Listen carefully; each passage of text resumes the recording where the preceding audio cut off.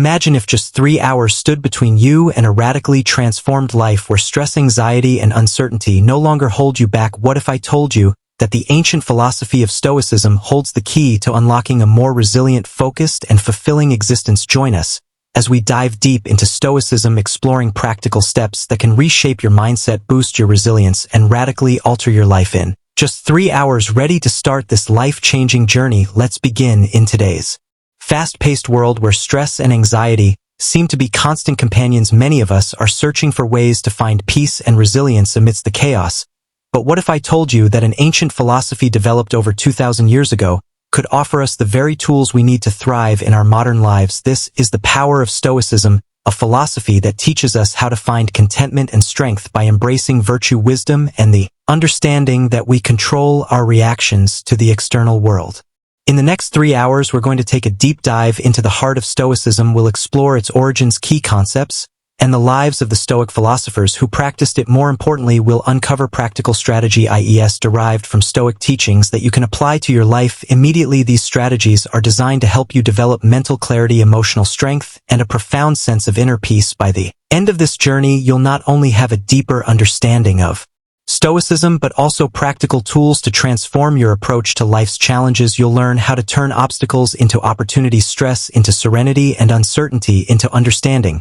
So, if you're ready to transform your life with the wisdom of Stoicism, let's take the first step together. Welcome to 3 hours to transform your life with Stoicism. Let the transformation begin. What does "don't set yourself on fire to keep someone else warm" mean? It's a strong reminder that self-care and kindness should go hand in hand, which comes from ancient Stoic wisdom. But in today's rush to be liked and always be the one who helps, many people have turned the good deed of kindness into a habit that hurts their self-esteem. People often tell us to go the extra mile and push our limits for other people, but how much does it cost? Too much kindness is not a virtue. When it drains your own resources, energy, and health, it is a way to ruin yourself. Many people have lost their way and have given so much that they feel empty, unappreciated, and worn out. In this modern tragedy, people who mean well end up doing terrible things. Stoicism shows us a different way to be generous without giving up who you are, to be kind without being mean to yourself. It teaches us how to be generous in a way that makes other people's lives better, while also looking out for our own. It's time to show how Stoic principles can help you set healthy limits so that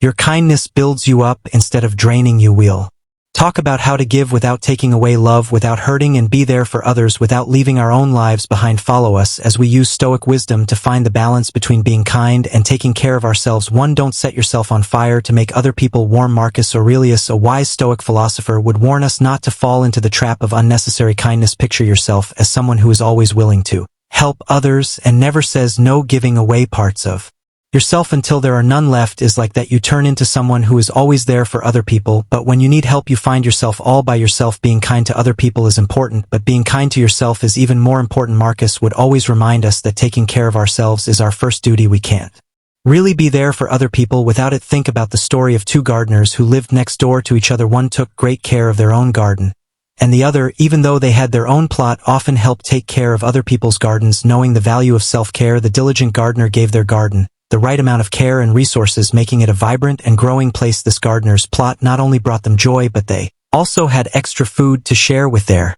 neighbors. The other gardener, on the other hand, spent so much time and energy on other people's gardens that they forgot about their own. They didn't take good care of their garden, so it died and didn't produce much. They forgot about their own needs while trying to help others, which left their garden, and in a way, themselves empty. This is a reminder to think about what you want to do before you start helping other people. Ask yourself if this help will last. Am I taking care of my health? By establishing healthy boundaries and making sure that in our efforts to be kind, we don't forget to be kind to ourselves. The ancient Stoics would advise us to practice Stoicism. You can't pour from a cup that's not full. After all, Stoicism says that you should keep your inner peace and honesty while also making the lives of others better. This will help you and the people you want to help live a balanced and satisfying life. 2. Being friendly with someone has an end date. Generosity is a good trait that makes our lives and the lives of those around us better, but it can also be dangerous if we don't use moderation. Stoicism, an ancient philosophy that still speaks to us today with wisdom, teaches us a crucial lesson about the boundaries of kindness. It's good to help others with an open heart, but it can be disappointing to expect the same level of kindness in return. Life often shows us that the good things we do today might not be remembered tomorrow. This isn't a sign of how valuable we are or how valuable our actions are. It's just how people naturally remember and feel grateful for things. Giving something away is like planting a tree. You take good care of it, hoping it will grow and maybe give you shade or fruit one day. Nature does what it does, though storms, droughts, and the seasons all happen in the same way. When we show kindness, we should let go of the expectation of getting something in return. Epictetus, a Stoic philosopher, told us to think about our actions instead of how they turn out. He told us that we can't always control what happens, and that this should remind us that the joy of giving should come from the act itself, not from hoping to get something in return. We are protected from the pain of unfulfilled expectations. When we adopt this mindset, it develops our emotional resilience, so that we can keep being kind and generous without getting worn out or feeling exploited. This doesn't mean we should make our hearts tough. It means we need to find balance. Do not see the effect of your kindness as a transaction, but as a reflection of who you are. Not only do we protect our peace of mind, but we also grow a kind of generosity that is pure self-sustaining and truly satisfying. This Stoic principle tells us to give freely, but wisely, so that our kindness makes us better no matter what other people do. How can you use the Stoic principle of giving without expecting anything in your daily life? Imagine a situation in which you can show kindness or help someone without expecting anything in return. Then think about what you could do to make sure that your generosity stays a source of joy for you instead of draining you. 3. There are no limits on received requests. When you think about the past, it's interesting to see how much service royalty required, from getting dressed to keeping themselves clean, which was all done by attendants. Now that it's 2019, it's clear that people still expect things from us, and they often ask for favors that they could easily do themselves. Stoicism sheds light on this and teaches us how important it is to set limits and accept moderation. We can use this ancient philosophy as a lighthouse to help us find our way through the sea of endless requests and keep our emotional health stone. ISM isn't about turning down help, it's about finding balance so that we don't lose ourselves while helping others. One moving story is about a mother and her adult daughter who live in a cute town. The mother cared for her daughter so much out of love that she wouldn't let her take care of her duties. This pattern continued until the mother died too soon, which surprised everyone by making the daughter more independent. This story shows an important lesson. Even if our intentions are good, giving too much help can stop growth without meaning to. This wisdom was encapsulated by the Stoic emperor Marcus Aurelius in his Meditations. A man's job is to stand upright, not to be kept upright by others. Seneca, who had a lot of knowledge about how people connect with each other, said, "He who becomes your friend because of the benefit will also stop because of the benefit." This is a powerful reminder to build relationships based on real connections instead of transactions. Friendship and help shouldn't depend on what we can give each other, but on how much we respect and understand each other. Stoicism teaches us to value ourselves not for what we can do, but for who we are. This builds self-esteem and helps us connect with others in a real way. Stoicism gives us the strength to be moderate, to set limits, to protect our own health, while still truly helping others by putting our needs first and responsibilities second. We not only stay true to ourselves, but we also do more meaningful acts of kindness. We can stay true to ourselves and our values and live a good, happy life if we take this balanced approach to life and relationships. Keep in mind that taking care of our own needs is not selfish, it's a necessary part of modern life for being seen and treated as weak. Stoicism teaches us a lot about self-command and inner resilience. To build a fortress inside, learn how to control yourself and make clear lines in the sand that mark our personal space. Ironically, always going the extra mile for other people can make you look weak over time. When we don't set clear limits, we leave our elves open to being taken advantage of by people who see our kindness not as a strength, but as a chance to gain something. This cycle of overextending ourselves and taking advantage of others drains us, making us feel unappreciated and overworked. However, things change when we start to firmly say no. We're not the first people come to with any needs or requests. Being assertive shows that we value our time and energy, which makes others respect us in return. One of the most important figures in Stoic philosophy, Seneca, said it best: what you think of yourself is much more important than what others think of you. By setting limits and being self-disciplined, we not only protect our mental and emotional health, but we also get respect from those around us. Remember that the word no has the power to change things. It shows how much you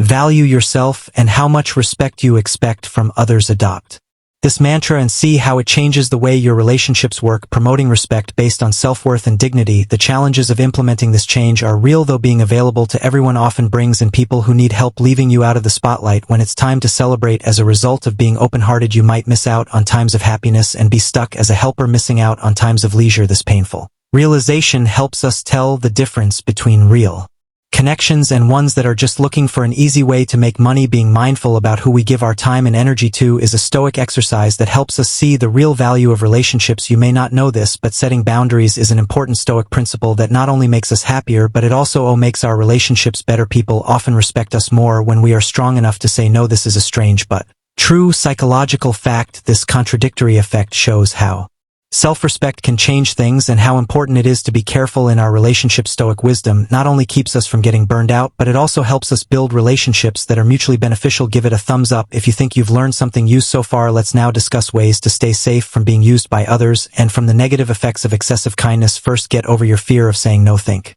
about why the word no often feels so heavy and how it may have come from learning that being nice meant accepting others. Such lessons are deeply ingrained in us from the time we are young and are mixed with a fear of being rejected. This creates a belief system that says our worth is equal to being accepted all the time, but the philosophy of Stoicism encourages us to question and break down these deeply held beliefs. It promotes a life of free will rather than one that is controlled by the subtleties of past conditioning. Adults have the freedom to change how they interact with others because they know that the fears they were taught as kids no longer control them. Stoicism gives us the mental tools to look at our feelings and figure out what they mean. This way we can deal with life's challenges without letting old habits control us. Saying no to requests that cross our boundaries, especially when they hurt our well-being or sense of what's fair, is not only a way to fight old fears but also a powerful way to show self-respect and independence. But it's important to keep our newfound assertiveness in check by developing our emotional intelligence and empathy. Stoicism doesn't just support self-interest or being alone, it also stresses how important it is to make a positive difference in our community and in the lives of those around us. The philosophy tells us to find a middle ground where we can help and support others without putting our own health at risk. These situations need emotional intelligence because it helps us know when and how to help in a way that is good for both us and the other person. True Stoic wisdom is demonstrated by the ability to recognize the genuine needs of others, while also keeping in mind our own limits. It makes sure that our acts of kindness are not only self-disciplined, but also compassionate and understanding. This helps build a society where people respect and help each other. Second tip, pay attention to how you feel. Adopting Stoicism pushes us toward introspection and mindfulness, encouraging us to examine our feelings and thoughts and build mental resilience. This old wisdom tells us to take care of our inner peace by paying attention to how we react and feel, especially when we do kind things. It teaches us that helping others should make us feel good, like how clouds make us feel lighter. On the other hand, feelings of exhaustion, irritation, or exploitation mean that you need to change your perspective. It's important to know when our contributions which aren't required start to make our serenity lessen. Being honest about how this makes you feel is not lying to yourself. It's a brave act of self-care that keeps our kindness from becoming a source of stress and pain. The third tip is to put yourself first. In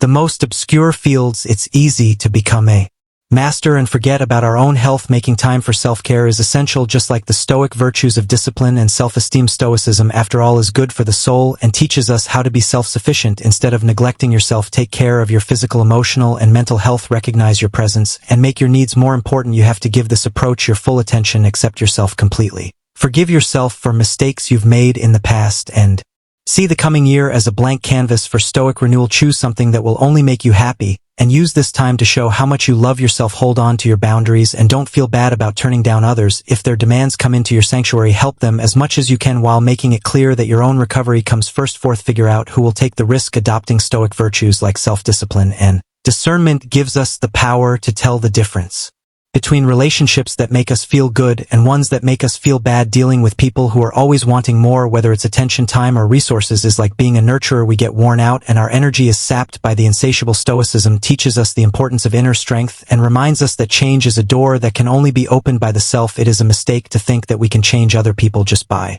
being nice to them. Change that lasts is a personal journey that starts with one's own willpower, not with outside help. This philosophy doesn't encourage being cold-hearted. Instead, it supports a balanced way of dealing with relationships. In this dance of give and take, being too generous can leave us empty, while being too cheap can make us feel alone. Stoicism tells us to use our kindness and generosity, but it also tells us to think things through and cut ties when it's best for our health. It's about finding balance and making sure that our acts of kindness don't drain our energy. Remember that the best relationships are ones in which both people grow, not ones in which one person dies so the other can bloom. Stoicism tells us to find a balance and makes us think carefully about what we do and how it affects other people. It stresses how important it is to keep our generosity in check, telling us not to spend all of our money on others at the expense of our main goal, which is to live a happy life. On the other hand, it tells us not to be too careful when we give and instead urges us to be generous but smart about it. Seneca, a great Stoic thinker, said it best: kindness is a treasure. A benefit should be kept like a buried treasure, to be unearthed only in case of necessity. His words remind us to be ready to be kind to others, recognizing the deep bond that exists between all people. Let's do a quick mind exercise before we continue, because this part of the video will undoubtedly change your minds for the better in this part of the video. There is no judgment. Instead, there is an invitation to awaken a power that most people don't use, the power of your mind and the master of your thoughts. We will look at how to master your mind in a world where many people have trouble with it through the lens and wisdom of Stoicism. Marcus Aurelius said, "You have power over your mind, not over outside events. Realize this, and you will find strength." Let's look at how to use Marcus's words to get mental strength. Are you all set? Let's get started. 1. Don't care what other people think. Pay attention to your mind instead. One important part of mastering your own mind is letting go of how other people see you. This takes your attention away from the noise of the world and toward the clarity of your own thoughts. The first step on this journey is to realize that the only thing you really control is your mind. It never ceases to amaze me. We all love ourselves more than other people but care more about their opinion than our own. Marcus Aurelius said in a reflection that perfectly captures this sentiment. Imagine a world where any criticism or unasked opinion about the choices you make is drowned out by the sound of your own self-awareness. This isn't about building a wall around your ego. It's about growing a garden in your mind where your own values and beliefs feed the seeds of your thoughts instead of other people's judgments stepping on them. To master your mind, you have to get rid of these outside influences. This will let your true self grow without the need for approval from others. Consider the case of a young artist who, despite displaying promising talent, found his sense of self paralyzed by fear of judgment. Every brushstroke was accompanied by the fear of what other people would think. Until he came across the principles of Stoicism, it took him a while to learn that his worth was based on his own opinion, and that criticism was just the surface of a deep ocean of self-confidence. As he turned his attention inward, his art grew into a true reflection of his inner world, free from the fear of being judged. He shows how turning inward can change things and how true mastery of the mind can be found there. This is not an easy path. You have to constantly fight the urge to look for approval from other people. Still, this discipline is where freedom is found. Stoic philosophy says to focus on what's inside you instead of what's outside you. By focusing on your own mind, you follow this principle. The celebration of your own capacity for judgment, resilience, and growth is another aspect of mind mastery in addition to the reflection of external opinions. To put it simply, Stoicism is a modern philosophy that helps you live your life with peace and strength. Build emotional resilience. Number 2. A gem cannot be polished without friction, nor a man perfected without trials, said Luciana Seneca, a famous Stoic philosopher. The second lesson on our path to mind mastery, building emotional resilience, is inspired by this philosophy. In this fast-paced world, getting around is like exploring a dangerous but exciting trail where problems and difficulties are bound to happen every day. Just like the sun rising every morning, you may occasionally find yourself caught in the thorny vines of hardships, anxiety, or heartbreak. As you walk along this never-ending path called life, these are not signs of weakness. They are chances to build a strong, unwavering resilience. Failures that happen along your journey are not just small disappointments. They are valuable lessons that come in the form of temporary defeat. Use the strength you already have to turn every problem into a chance to grow. We understand that it's not easy to do. You were given a dangerous climb, so it makes sense that you would fall apart under its weight. Instead, consider how you could use this adversity to your advantage and lead you closer to your goals. Long-lasting resilience is made up of the bravery and persistence that keep your spirit going through hard times. Emotional resilience. Getting stronger emotionally is like forging steel in fire. Think about the journey of a young business owner whose startup was about to fail because of the economy. He felt down every time he failed, was turned down, or dealt a blow. He kept going anyway, seeing each problem as a lesson in disguise. This person not only made it through the ordeal, but he came out of it stronger, more flexible, and with a better idea of how to move forward, the ability to face adversity head on and draw strength from it. Paving the way for emotional resilience is exemplified by this story. Mastering your perception of difficulty is the first step in developing emotional resilience. Stoicism teaches us that things that happen or outcomes don't have any inherent good or badness. How we think about these things is what makes us feel and react. Emotional resilience doesn't mean ignoring setbacks or ignoring pain. It means realizing that you have the power and wisdom to understand them in a way that helps you grow as a person and strengthens your inner strength. Accept this wisdom, see how strong you are, and improve the story of your journey by taking control of your mind. Third, use the power of how you see things. You are walking along a familiar path, a regular trail that you have been on many times before. A moment of unexpected chaos in your otherwise well-planned and day occurs when your foot slips and you find yourself stumbling. But what if you could train yourself to see the step instead of the drop? This is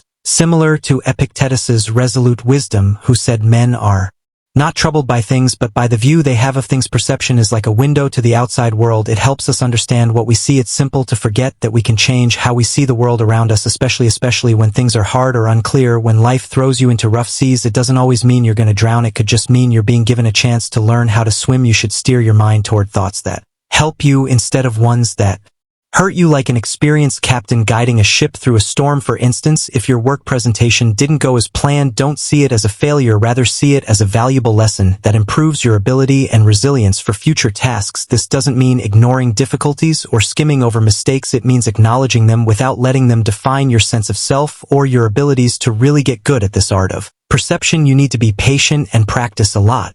Perception is like a muscle. The more you work on controlling it, the stronger it gets. As a habit, question negative points of view and replace them with ones that make you feel good. Over time, this process goes from being something you do once in a while to being an automatic part of your minds that helps you master your mind. There is wisdom in choosing how to handle the falls and stumbles that happen in life. We can turn problems into opportunities by understanding and using our mental lens, which is the power to see things differently when trouble arises. Picture yourself as a wrestler, whom the logos like a trainer has paired with a rough young man. This reminds us of the Stoic saying, the real man is revealed in difficult times. Think of every mistake you make as a learning opportunity that will help you take control of your mind. Follow what nature tells you to do. Have you ever been through something that threw your inner compass off, like being fired without warning, losing a loved one suddenly, or getting turned down for a job? Remember what Marcus Aurelius said, life is nothing but change, and change is nature's delight. This ties in with the fourth lesson of our journey to master our minds. Do what nature says. Uncertainty and change are necessary for life, but they are not necessarily harmful to tranquility. On the contrary, these sudden changes in the wind of fate give us chances to adapt and grow. When you don't know what will happen, don't freeze up in despair or let fear cloud your judgment. Instead, move forward with the knowledge that change is a normal part of life. We can navigate life's turbulent undercurrents with serenity if we align ourselves with nature's ebbs and flows. Do we curse the skies if Mother Nature lets it rain on a sunny day or throws a storm into a clear night sky? We don't think so, because we know that everything is natural and out of our control. This is how we should deal with life's rough waves. Accept them and adapt with resilience. You can experience a level of tranquility and empowerment that is unmatched by accepting the flow of life and sailing with the tides of change. Nature and life itself are not things that we can change to fit our needs. Instead, we need to learn how to flow with them naturally and gracefully without losing sight of who we are. 5. Be disciplined with yourself. Think about your life so far and how it has changed you. You've probably come across distractions that made you want to go off track, like wanting to binge watch your favorite show instead of studying for an exam, or having one too many slices of that delicious cake while you're trying to stay on track with your diet. The nobility of their ambitions and the strength of their self-discipline was a thought that the great Stoic philosopher Seneca had. This is a beautiful reflection of another important lesson in mastering your mind. Practice self-discipline. To become self-master, we must first understand and admit how important self-discipline is for protecting our life goals. It's the shield that keeps us from losing our valuable time and energy to other things. It's like a skilled gardener who always takes care of a huge number of colorful flower beds. It doesn't matter how pretty those rose bushes are, they'll take just as much care of their tulips and sunflowers. How then does one cultivate such minds? Pay close attention to times when temptations try to steer you wrong. When you see these things, don't look at them with a harsh eye of judgment. Instead, see them as normal parts of life. When you know what distracts you from your path, it's easier to come up with ways to stop these distractions. Like a gardener who grows different flowers, you need to be able to see and deal with each distraction with unwavering determination, from avoiding the temptations we face in our personal lives to building mental toughness for work. Self-discipline is without a doubt one of the most important building blocks of mind mastery. When you feel like giving up or giving in to temptation is strong, remember Epictetus's wise words, no great thing is created suddenly. Practicing self-discipline is the same way. It's a journey that never ends and requires constant attention and effort. 6th, enjoy the present moment. Have you ever been so caught up in thinking about a regret or a worry that you forgot to enjoy the beauty of the moment and the sunset? Too often people have the flaw of being physically here but mentally somewhere else. Marcus Aurelius once said, do not let the panorama of your life oppress you. Do not dwell on all the different problems that may have happened in the past or may happen in the future. Just think about the present and what can fix it. We should try to enjoy life as it happens, one precious moment at a time. Every breath we take and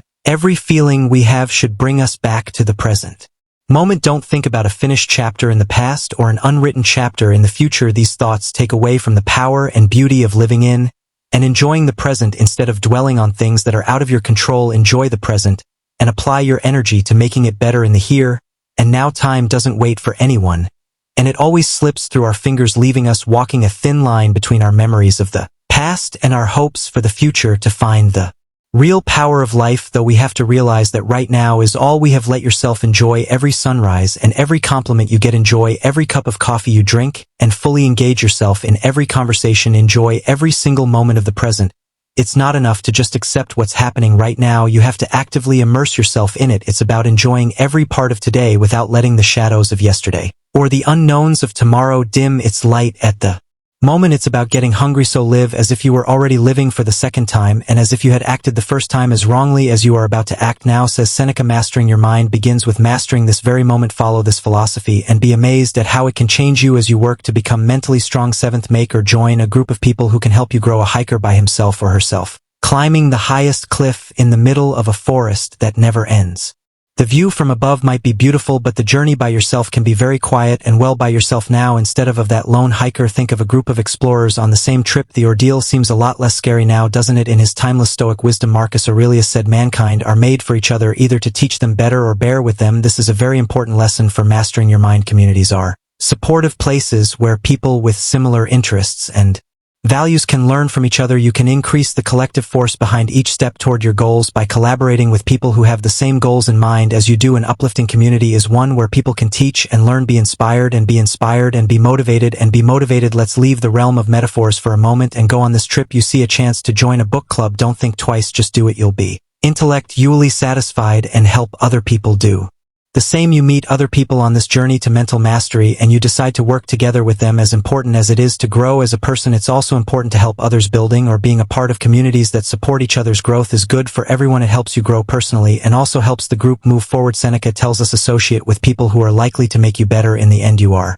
empowering yourself while empowering others on their own mental mastery journey, a sign of our progress together on this path of life. Have you ever thought about what makes some people smarter and better at learning than others? Want to get the skills and information you need to do well in your personal and professional life? You're in the right place. If so, here we'll talk about how to be smart than everyone else. We'll look at strategies and tips that can help you learn better, understand better, and use what you know in your everyday life. This journey will give you the tools you need to make the most of your intelligence, which is a valuable asset that can improve every part of your life. So if you want to reach your full intellectual potential and take on challenges with a clear head, please keep watching. We're going to look at these 10 keys together. They will help you become smarter and do better in any area you choose. Get ready for a journey that will help you learn more about yourself and grow intellectually. First, encourage people to be curious too. Grow your curiosity is like starting a spark of intelligence. Think of your curiosity as a compass that leads you through huge amounts of information. By being curious all the time, you become someone who is always ready to find answers, which is one way to be smarter than other people. You are a college student, and you are learning about history in class. You have never heard of this subject in ancient history before your professor brought it up. There's no longer a passive way for you to take in the information from the teacher. You display interest during class. You inquire about what led to and resulted from events in this history. You wonder why people in the past behaved the way they did, and you even wonder how this event might have affected the world we live in now. You're still interested in more. You start reading more books and other materials about this subject after class to find out more about this old history. You search online and take part in online discussions. This will not only help you understand this subject better, but it will also help you see history and its relevance to our present lives in a bigger picture. Your interest has led you to learn new things and broaden your views, which has made you smarter about how to understand and interact with the world around you. If you're interested, you'll ask why and how things work instead of just accepting them as they are. It makes you want to learn more. Question what you think you know and question what you believe without question. You are broadening your intellectual horizons with every question you ask and every new thing you learn. Curiosity helps us find out about the world's wonders, from the secrets of the universe to the mysteries of our own bodies and minds. But it's not just about gathering information, it's also about really understanding it. Being curious helps you see beyond the obvious and make connections between things that don't seem to go together. So how do you get more interested? First, look at the world around you as if it were brand new. Check things out and ask questions if you don't understand them. Open yourself up to new things all the time. Read books about a wide range of topics and learn about other cultures. Remember that interest is what starts the fire of learning. You are already smarter than other people because you are taking care of it. Number 2, reading a lot of different kinds of books is a great way to improve your knowledge and intelligence. When you read a lot, it's like opening a treasure chest full of information, experiences, and thoughts. When you read a lot, you imagine yourself traveling to faraway places. You can access knowledge that has been gathered over many generations and from many different cultures. The wisdom of people who lived hundreds of years ago can be accessed through reading. Books cover a lot of ground, from history and science to philosophy and fiction. Every page offers a chance for learning, reflection, and perspective expansion. Reading makes you smarter. Whether you're reading about the complexities of quantum physics, the complexities of human relationships in a novel, or the mysteries of ancient civilizations, reading also helps you build your vocabulary and language skills, which are important for communicating clearly and getting your point across. It makes you think critically and use your imagination. It helps you understand how people from different cultures feel and see the world in new ways. A lot of important people in history were voracious readers who got ideas and inspiration from books. By doing what they did, you can find new ways to use your intelligence and get ahead of the competition. Reading a lot is not only a habit but also a way to learn new things and expand your horizons. Before you start this reading journey, you should make a list of books on a wide range of topics. Reading books, articles, or blogs about things that interest you is a good place to start. This could be art, history, business, science, or something else. The important thing is to make sure that your list is varied and full of different things so that you can find new ideas and information. Once you have a list of books to read, set aside time every day or every week to read. You should see this time as a valuable chance to think about and learn from the works you've chosen. Let yourself learn from the books and other materials you come across and enjoy the process. Joining book clubs or discussion groups is another way to get even more out of reading a lot. This will help you connect with people who share your interests and have deep conversations about what you've read. You can share your thoughts and opinions, and you can also learn from what other people have to say. It's also a great way to find new books and get suggestions from other readers who really love reading. Large amounts of reading are a great way to stand out from the crowd and gain a lot of knowledge in a world full of it. It will help you get smarter than everyone else. Use the variety and depth of literature to improve yourself and your thinking by feeding your soul with books and ideas all the time. Number 3, it's important to keep a growth mindset. Maintaining a mindset is one of the most important things you can do to keep growing smart over the course of your life. This comes from a strong belief that your skills, knowledge, and awareness can naturally get better as you work hard, learn, and keep at it instead of avoiding situations where you might fail or have trouble. Keeping this mindset helps you embrace challenges and difficulties as learning opportunities. You go into them with courage and determination, believing that failing is a normal part of learning and not a reflection of your abilities. You are more likely to embrace innovation and make the most of your current skills if you keep your minds open. This could mean learning new things, expanding your knowledge in different areas, and getting better at the things you already know how to do. Being open to constructive feedback is a big part of continuing to grow intellectually. Instead of seeing feedback as something that could hurt your self-esteem, you see it as a chance to learn and grow. Your point of view is very valuable, and you know that the people around you can teach you a world of wisdom. Let's say you are a young person who is in school and working on your career. You get the results of an important test one day and you failed. You choose to see this failure as a chance to learn and grow instead of giving up and feeling insecure. You don't give up or avoid that subject. Instead, you choose to learn from your flaws and mistakes to get better at that subject. You make a new study plan, look for useful learning materials, and work harder to learn more and get better at it. Because you have a growth mindset, you not only get over failing, but you also get better at what you do. You discover that yourself is becoming stronger, more flexible, and better able to deal with challenges in the future. Having a growth mindset is a journey that lasts a lifetime and requires commitment, dedication, and persistence. It means taking on challenges, looking for ways to grow, and always trying to reach your full potential. With this mindset, you set yourself up for lifelong learning and UAL growth. You're making room for new opportunities and broadening your views. Remember that your intelligence is not something that stays the same. It is something that changes over time. You can reach amazing intellectual heights and do amazing things you never thought possible if you have a growth mindset. Accept failure and use it to learn. If you want to be smarter than other people, you need to accept that failure is a part of the way to success. It's possible to gain useful insights, learn from your mistakes, and get stronger when you fail. Failure is not a setback. It is a way to move forward. Failure teaches us something, gives us a chance to think, and gives us a chance to get better. Let's say you are an entrepreneur who wants to start a new business. You face many challenges and setbacks in the beginning stages. Your product might not satisfy the needs of the market. Your marketing plan might not work to draw in customers, or you might be having financial difficulties. You don't give up. Instead, you keep going and learn from your mistakes. You look at what went wrong, figure out what could be done better, and then change how you do things. You get useful experience, improve your business model, and eventually become successful by following this process. Resilience, humility, and courage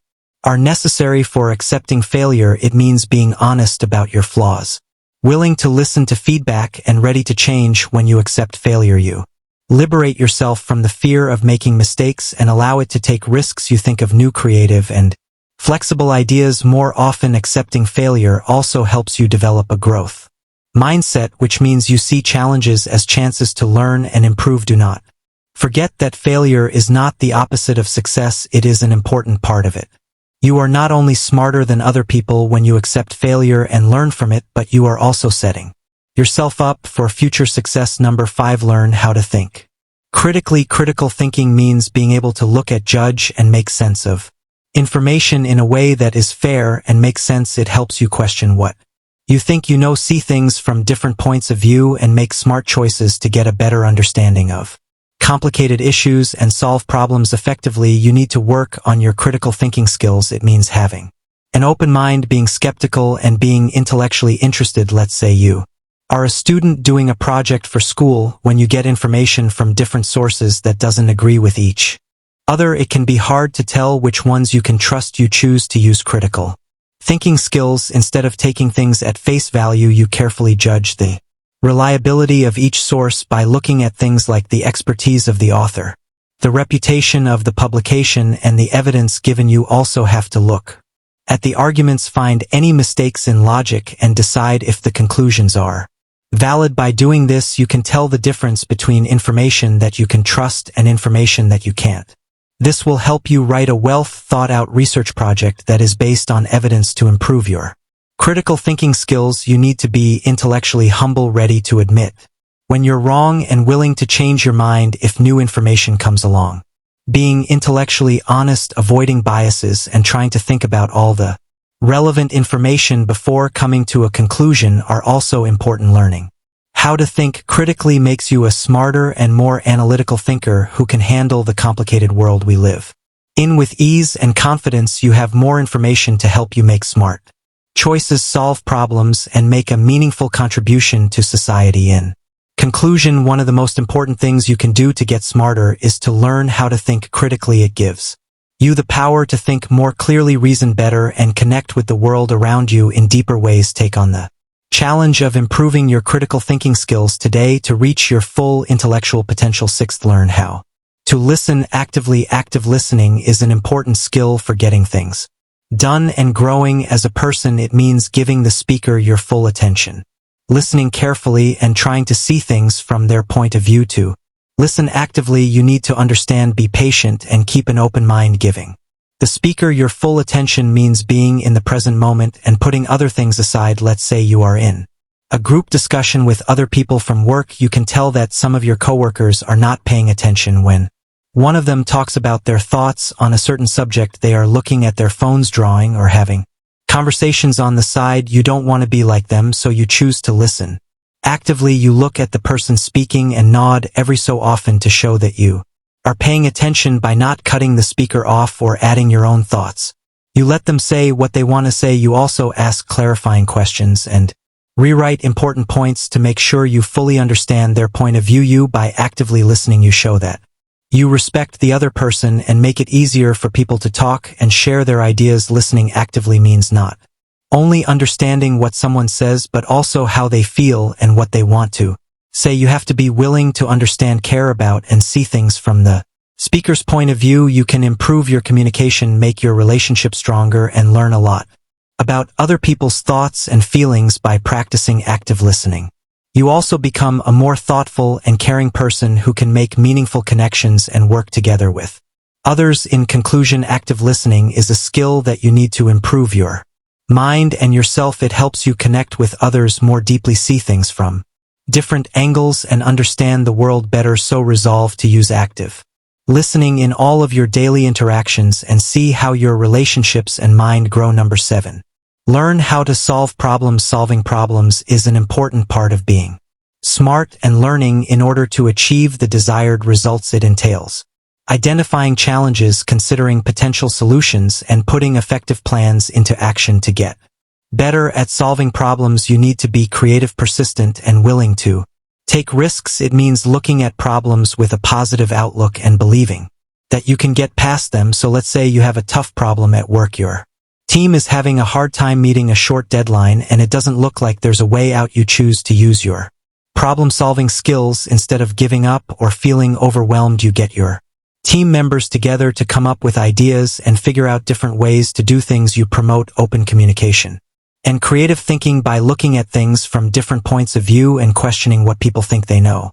By working together and trying new things, you can come up with a strategic plan of action and make good use of your resources to solve the problem. The challenges are thus overcome and you succeed within the allotted time. To get better at solving problems, you need to practice, be persistent, and be ready to learn from your mistakes. It means being able to change how you do things and being open to feedback and new ideas. You become more resourceful, creative, and resilient in the face of adversity when you improve your problem-solving abilities. Additionally, you feel more capable of meeting challenges and achieving your objectives. In conclusion, learning how to solve problems is important for both personal and professional growth. It helps you get past problems, take advantage of chances, and confidently move through the complicated world we live in today. Take on the challenge of getting better at solving problems and you'll see your intelligence and accomplishments soar to new heights. 8th, encourage creativity and new ideas. Innovation and creativity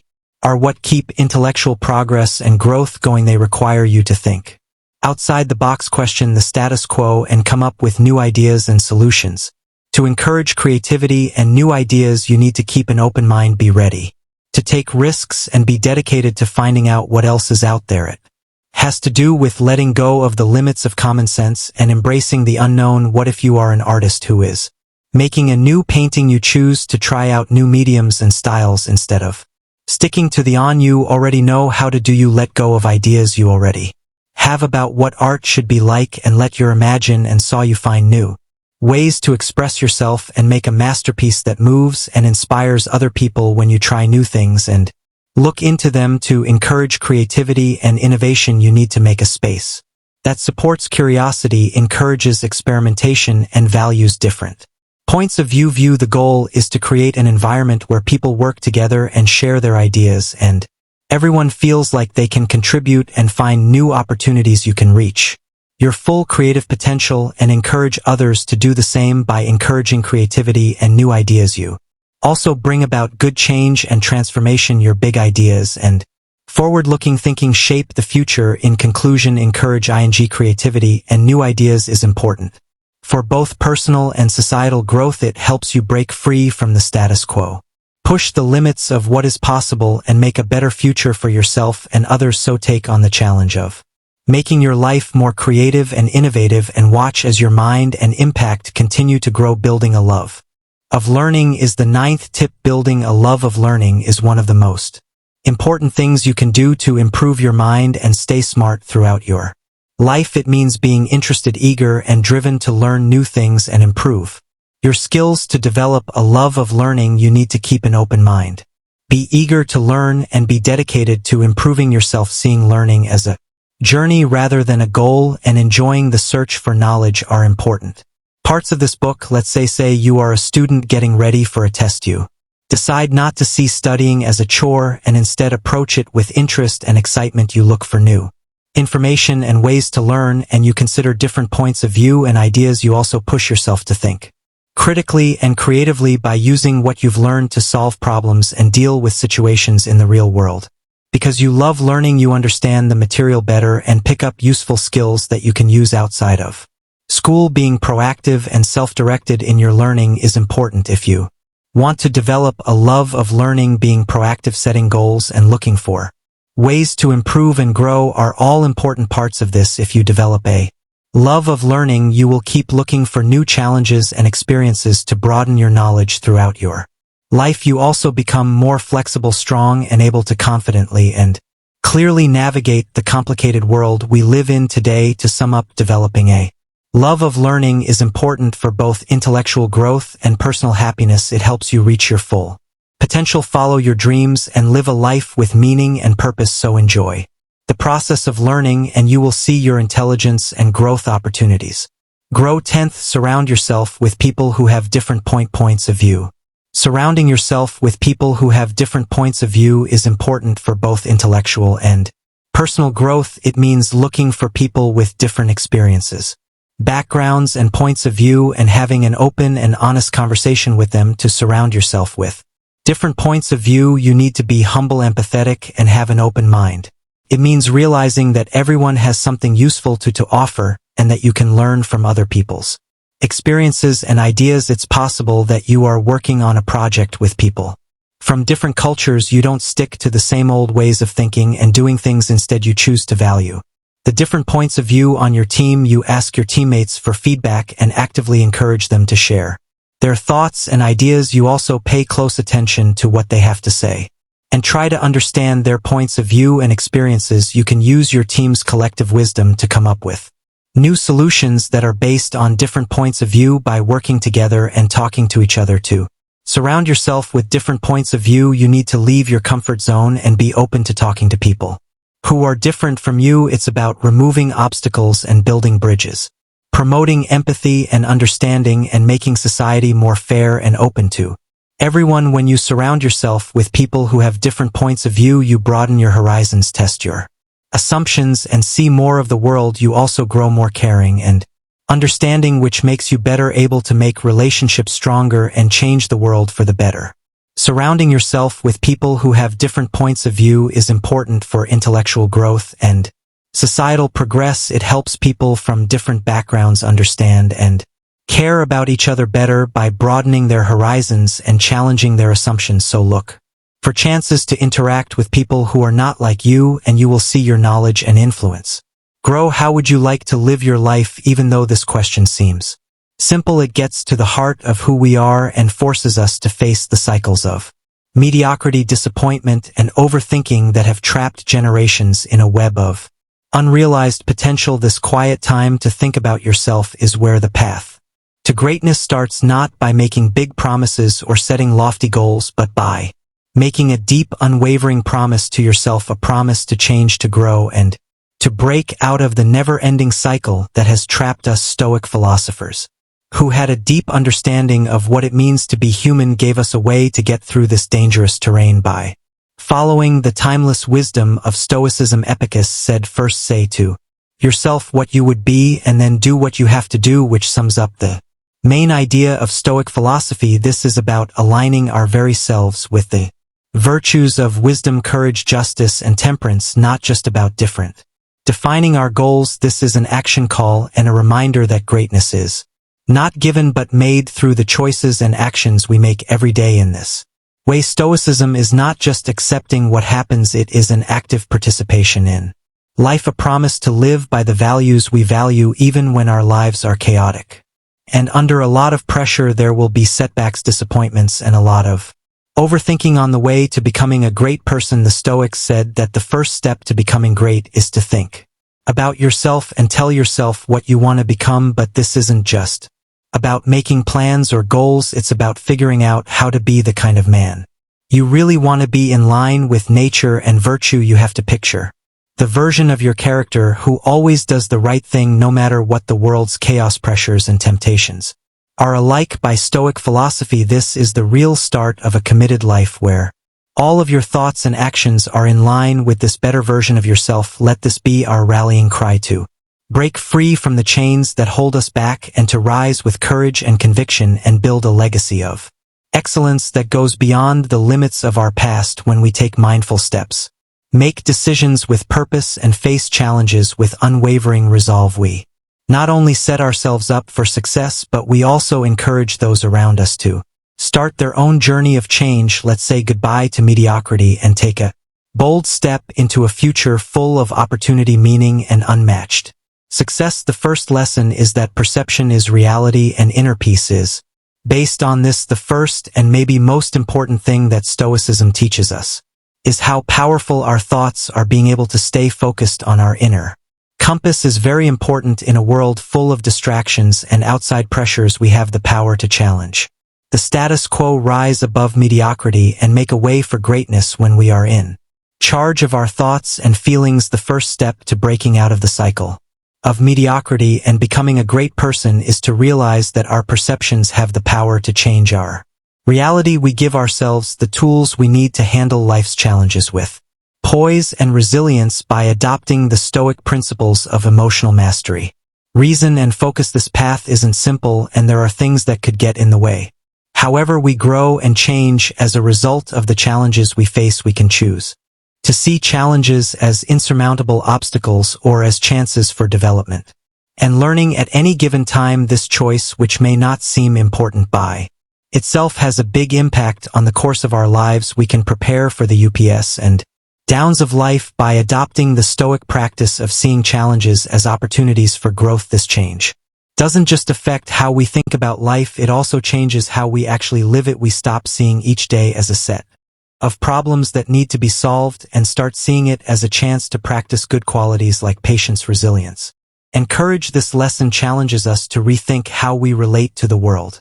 Despite its straightforward wording and revolutionary implications, the idea behind it is that our minds are where real battles happen that make us great. Breaking the cycle of mediocrity starts with how we see things. To do this, we need to not only understand Stoic principles but also be resolute in our efforts to live by them in every part of our lives. Lesson 2: becoming stronger by accepting what happens is called resilience. Stoicism is a powerful way to learn how to accept fate and break out of the cycle of mediocrity, disappointment, and overthinking that often gets in the way of our success. This old philosophy says that we can choose how to react to things that happen to us, even if we can't change the things themselves. Stoic philosopher Marcus Aurelius tells us to accept that everything that happens to us is part of the universe's larger, more rational order. Accept the things that fate binds you, he says, emphasizing how important it is to accept our situations with courage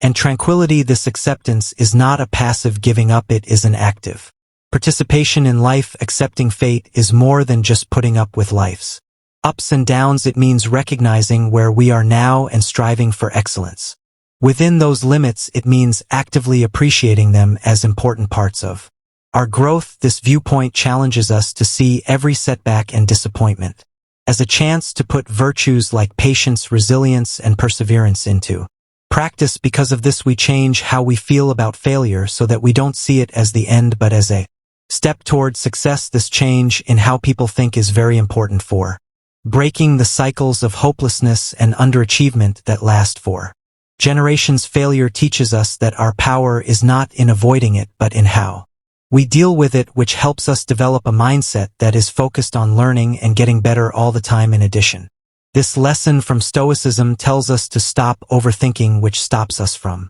acting and makes us unhappy. Life's challenges can be handled in a balanced way if we accept our fate and work hard within our sphere of influence. Finding this balance between accepting things as they are and taking action is what will help us reach our goals and reach our full potential. It keeps us from getting stuck in analysis paralysis and lets us move forward even when we don't know what will happen. Using this Stoic wisdom in our daily lives builds up our resilience, which not only helps us deal with the challenges of our own journeys, but also frees us from the limits that previous generations put on us, creating a plan for a future filled with accomplishments, happiness, and win. The third lesson is about using the power of the present moment to break out of the cycle of mediocrity, disappointment, and overthinking. You have to be deeply involved with the present moment. Stoicism teaches us the importance of living in the present moment, not as a way to avoid facing life's challenges,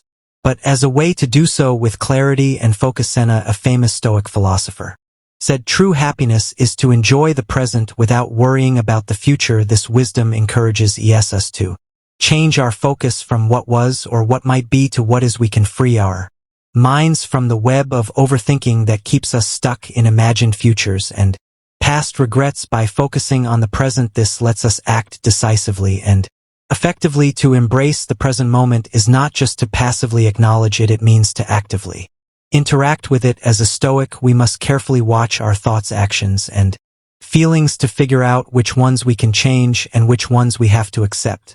Becoming more aware of the many chances we have at all times to be good, make progress toward our goals, and make the changes we want to see in our lives is possible when we are mindful. We can break the cycles of mediocrity that have ruled our lives and generations by acting in the present. Every moment gives You a choice, give in to the old patterns of disappointment and inaction, or rise. With purpose and action being present also teaches us how to walk the thin line between wanting more and being happy with what we have. Even though Stoicism tells us to strive for excellence, it also tells us not to tie our happiness to reaching future goals. We can develop a sense of satisfaction that isn't saved for a future success but is felt right now by finding value in the process, in the small steps we take every day. This method lessens the disappointment that comes from not getting what you wanted and the paralysis that comes from thinking too much about all the possible outcomes. We can change our reality, develop resilience against the tides of mediocrity, and pave the way for long-term success as we learn to live fully in each moment. The fourth lesson is about the virtues of self-reflection and always getting better. Stoicism introduces the crucial practices of self-reflection and ongoing improvement in the effort to break the cycle of mediocrity, disappointment, and overthinking. Epictetus, a Stoic philosopher, says that we should think about and reflect on our actions and thoughts every day. He says that self-reflection is the only way to see our true selves without the chaos and confusion of the outside world getting in the way. This practice of self-reflection is a powerful way to find the patterns and habits that hold us back and keep us unhappy and unfulfilled. When we regularly think about our actions and choices and how they relate to our core values and goals, we start a process of continuous personal evolution. With each reflection, we get closer to our ideal selves. Self-reflection isn't just a way to find flaws or shortcomings, though it's also a way to really improve yourself. It means putting our egos aside, being humble and honest about our character and actions, and being ready to admit when we fall short of our Stoic ideals. We have to be open and brave during this process because it forces us to face painful truths about ourselves. Still, it is in this discomfort that we grow. We develop the virtues of wisdom, justice, courage, and temperance. When we accept our flaws and work to improve our character, when we follow these virtues, they show us the way out of mediocrity and toward excellence. Also, the Stoic practice of self-reflection teaches us to stop thinking too much by directing our thoughts toward positive self-evaluation and taking steps to get better. We learn not to be afraid of making bad choices. Instead, we make the best choices we have access to at the time, learn from the results, and improve the way we make decisions over time. We develop a proactive mindset through this ongoing cycle of action, reflection, and change, which helps us move toward our goals with clarity and purpose. When we make this a regular part of our lives, we not only break free from mediocrity, but we also start a lifelong journey of personal growth and fulfillment, building a legacy of success that goes beyond the limits of our past. Lesson 5: learn how to be disciplined and control yourself. Strive for discipline and self-control. These Stoic virtues will help you get past deep-seated patterns of mediocrity, disappointment, and overthinking. These virtues are necessary to develop a mindset and way of life that will lead to success and happiness. One of the most important figures in Stoic thought, Epictetus, says that the way to freedom is not to seek freedom itself, but to develop discipline and self-control. This seemingly contradictory wisdom says that controlling your actions and desires is the first step to having real control over your life and its outcomes.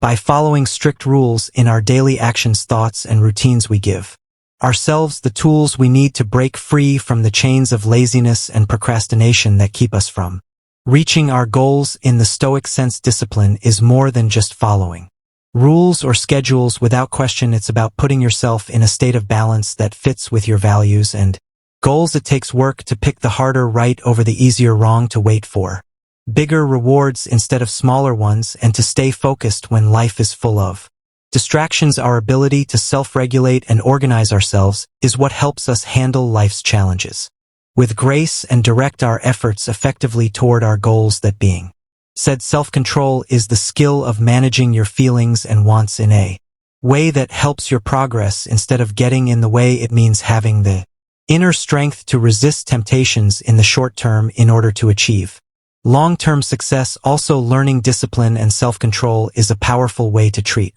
the problem of overthinking. When we train ourselves to act quickly and with purpose, we leave less room for the doubt and indecision that make us think too much. This proactive approach to life promotes an action-oriented mindset over a rummative one. The person making decisions does not do so out of fear or anxiety but from a place of strength and clarity. Not only do these Stoic virtues help us break out of the cycle of mediocrity, but they also show us what is possible in our lives when we are disciplined and self-controlled. Lesson 6: the power of adaptability and accepting change helps you plan a path to success that is both meaningful and long-lasting. To break the cycle of being average, being let down, and overthinking, and to be successful, one must use the Stoic virtue of adaptability. The Stoics, who had a deep understanding of how unpredictable life is, advocated accepting change as a way to develop resilience and grow. Seneca, a great figure in Stoic philosophy, said that being too set in our plans or expectations can cause us to suffer and be frustrated. He instead pushed for a flexible approach to life's challenges, telling us to change our plans and ways of thinking. When things change, we can handle the difficulties of life with grace. Because we are able to adapt, we can turn setbacks into chances to learn and grow. In the Stoic sense, adaptability does not imply laziness or a lack of ambition. Rather, it denotes a dynamic engagement with the present moment, equipped with the wisdom to recognize what is within our control and the serenity to accept what is not. By making our minds open to change, we can break free from the paralyzing grip of overthinking and the disappointment of having our hopes and dreams not come true. We can change direction when we need to and look for new ways to act that are in line with our long-term goals and core values. This willingness to change and grow is what will help us get past the shackles of mediocrity and find a way to success that can adapt to the ups and downs of life. Accepting change also encourages a culture of new ideas and creativity, which are important for striving for excellence. We develop a resilience that is impervious to the fear of failing. When we see every new challenge as an opportunity to learn and adapt, people around us are more likely to adopt the same mindset, which is good for our own personal and professional growth. As we learn to handle life's ups and downs with ease and confidence, we show others how to break free from cycles of disappointment and not achieving their goals. Not only do we succeed, but we also help move society toward one that is more flexible, strong, and successful. 7th lesson: why setting limits and making lists are important. Learning how to set clear boundaries and prioritize effectively is a crucial part of overcoming the cycle of mediocrity, disappointment, and overthinking. This is a Stoic practice.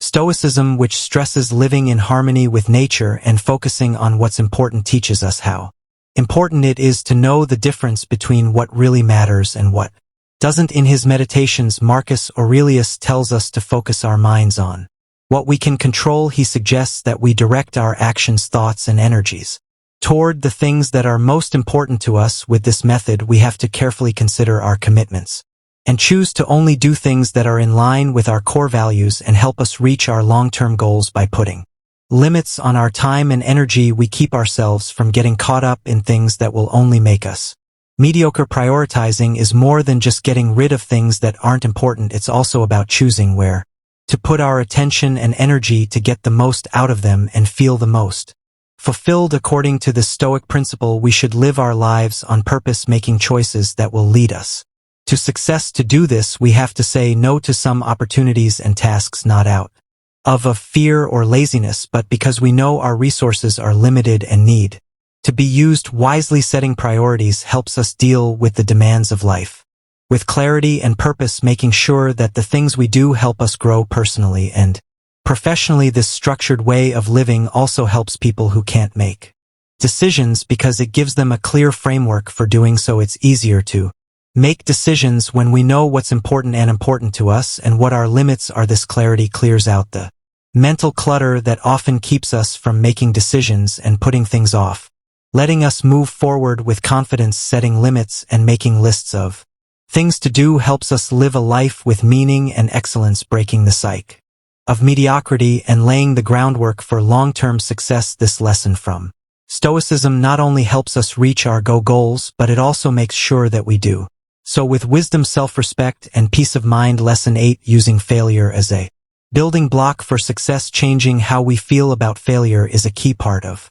Breaking out of the cycle of mediocrity, disappointment, and overthinking, Stoicism teaches us to see failure not as a setback but as a necessary part of success by taking a practical approach to life's challenges. Marcus Aurelius's reflective writings tell us to gather wisdom from our mistakes and see each one as a chance to improve ourselves and our plans. From a Stoic point of view, we can shift our attention from the fear of failing to the fact that every attempt is a chance to learn. When we accept that failure is a necessary and valuable part of the path to excellence, we free ourselves from the crippling grip of overthinking and the crippling fear of making mistakes. This shift in perspective is necessary to break out of the cycles of mediocrity and disappointment that trap people who don't dare leave their comfort zones. Engaging with failure in a constructive way also builds resilience, which is a quality that is necessary for long-term success. The Stoic practice of premeditatio malorum, or thinking about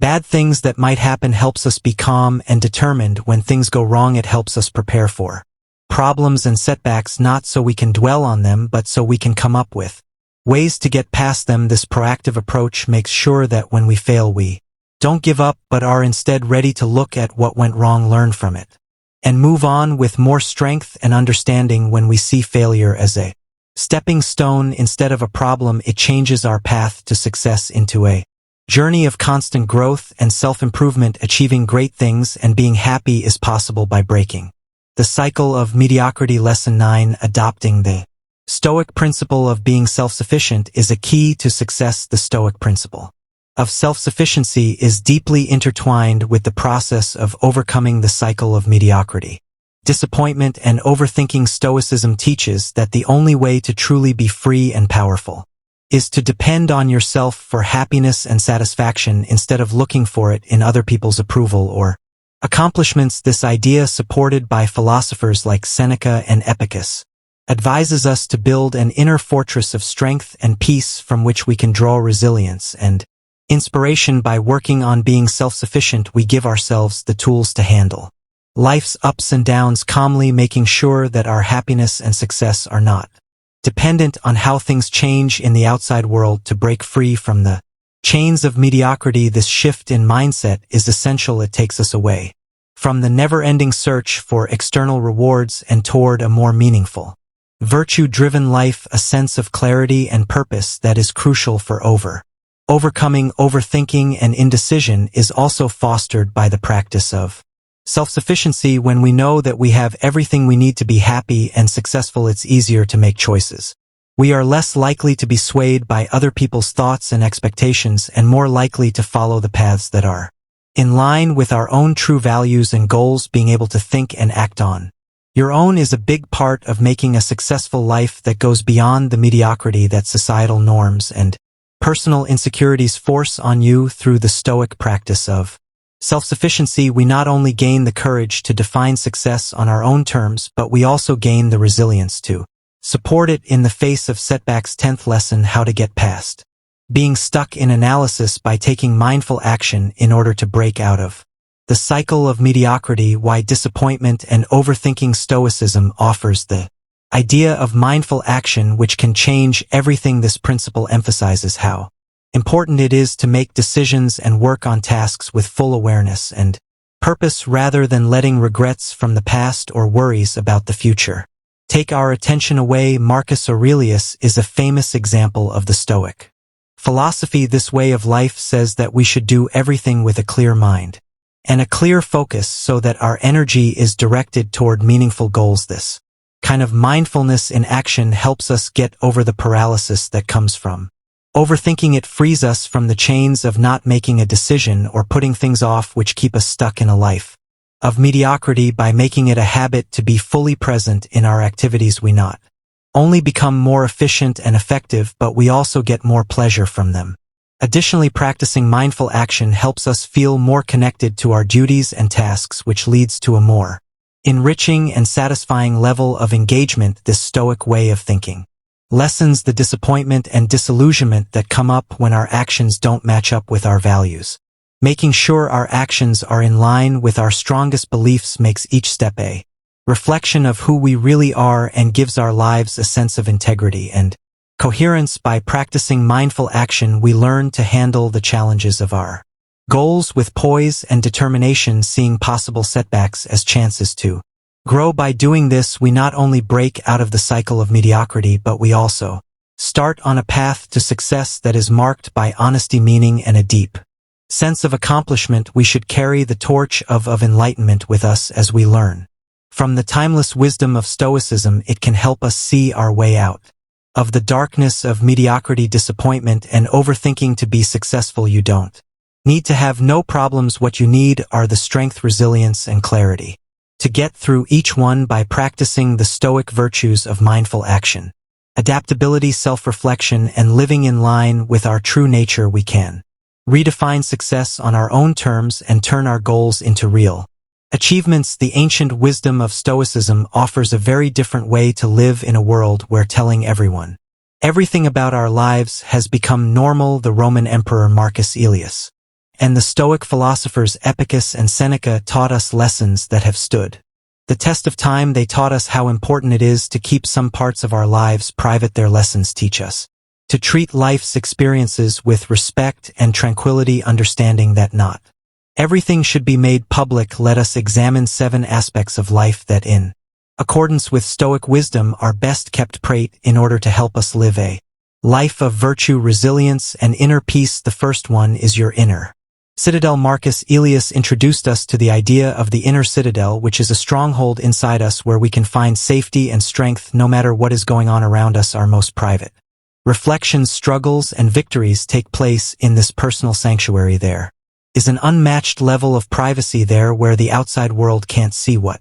makes us unique. We meet our true selves in the serenity of our inner citadel and have a conversation with them that shapes how we see the world, what we believe, and even who we are. Stoics think that this inner dialogue is essential for self-improvement and realizing our place in the cosmos. It's a process of constant improvement and reflection in which we look at our reasons for doing things, face our fears, and grow virtues like wisdom, justice, courage, and temperance. It's not meant for the public to see. This journey of self-reflection, talking about the details of our inner change, can make it less meaningful and take us off the path of real self-discovery. The inner citadel is also a safe place to escape the chaos of the outside world. It's a place where we can go to get peace and clarity away from other people's opinions or expectations. Focusing only on our actions and responses is a Stoic practice that helps us figure out what we can control and what we can't. We learn this in the solitude of our inner fortress. Being able to tell the difference between these two things is important for staying calm when life is uncertain. By keeping our inner citadel holy and secret, we protect its power as a source of strength and resilience. This helps us stay strong in our Stoic pursuit of virtue and inner peace. The second thing is your problems and challenges. The experience of difficulties is deeply personal and transformative, and it shapes us in ways that are distinctive to each person. The Stoics say that the details of our struggles should be kept secret, not out of a sense of secrecy, but as a reflection of how deeply personal our development is. We are called to use virtues like patience, discipline, and resilience when we face problems. These times put our character to the test and shape it in the fire of trial. Forgetting to focus on the internal process of overcoming and learning can happen when we share every detail of these challenges. Instead, we may look for approval or sympathy from others. The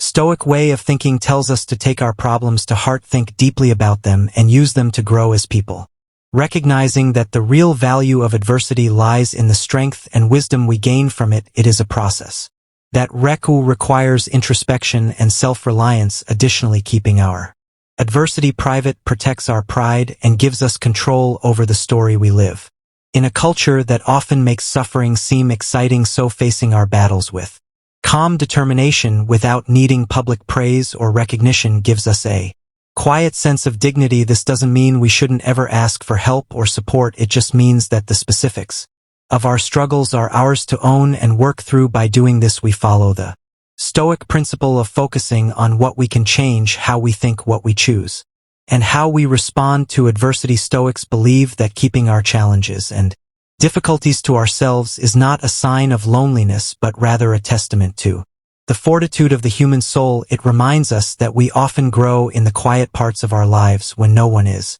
Around when we accept our problems as they are, we can really learn from them. And use what we've learned to deal with future problems. In this way of doing things, you can develop resilience, self-reliance, and a deep sense of inner peace, all of which are important for navigating the rough waters of life. Third, what you think and feel about politics. As Stoic philosophy stresses, reason, self-control, and the search for inner peace. Talking about political views and opinions takes on a more complicated role. Stoics like Marcus Aurelius, Seneca, and Epictetus wrote and did things that had to do with politics. Aurelius in particular was a Roman emperor. However, their teachings stress how important it is to focus on what one can control. Politics can cause a lot of disagreement, so talking about political views and opinions can sometimes cause needless trouble, stress, and disagreement, which can get in the way of living a good and peaceful life. So it might be best to keep your political views to yourself so that you can focus on personal growth and philosophical principles. Stoic philosophy says to protect your inner peace and focus on personal virtue. Hiding your political views is similar to this. You can reduce the chance of outside conflicts, upsetting your tranquility by choosing not to participate in public political debates or to reveal your political views. This way of thinking doesn't mean that you don't care about or are interested in politics. Instead, it means that you have chosen to put inner peace and rational conversation ahead of potentially divisive public exchanges.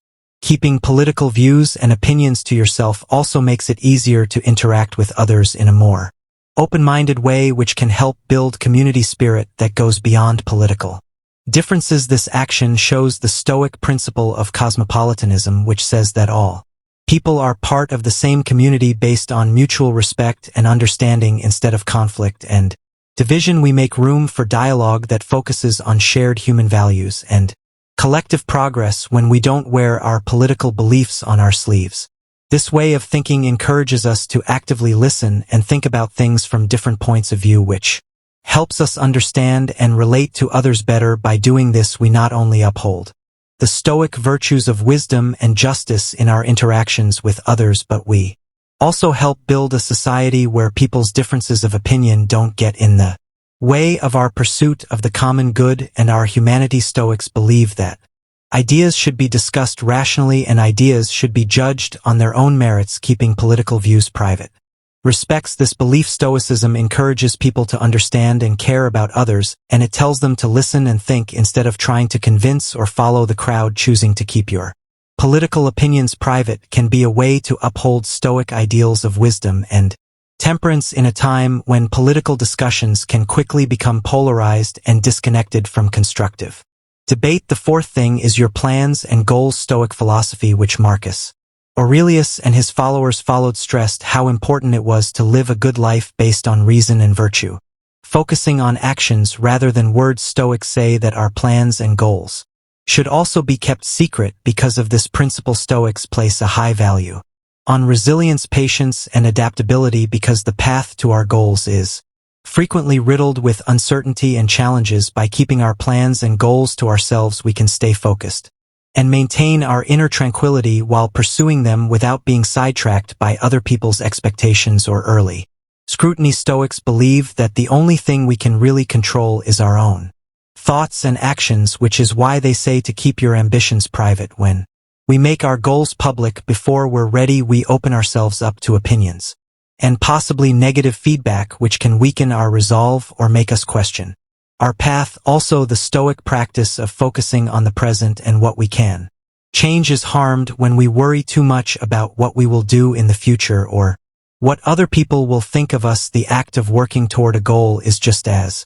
important as the goal itself. This is an example of the Stoic virtues of wisdom, discipline, and persistence. By not telling anyone about our goals, we make sure that our journey stays true to who we are and what we want without being affected by societal expectations or passing trends. The Stoics also believed that modesty was a virtue and that quiet achievement was powerful. It's possible to be strong when you work hard toward your goals without drawing attention to yourself. This way of doing things lets you think more deeply about your journey so you can make changes and learn from your mistakes without worrying about what other people will think. The resolute path of private ambition challenges us to redefine success on our own terms, focusing on personal growth and the satisfaction that comes from acting in accordance with our values and capabilities in a world where success is often measured by visibility and recognition. Stoic philosophy tells us that keeping our plans and goals to ourselves is more important than getting approval from other people. It reminds us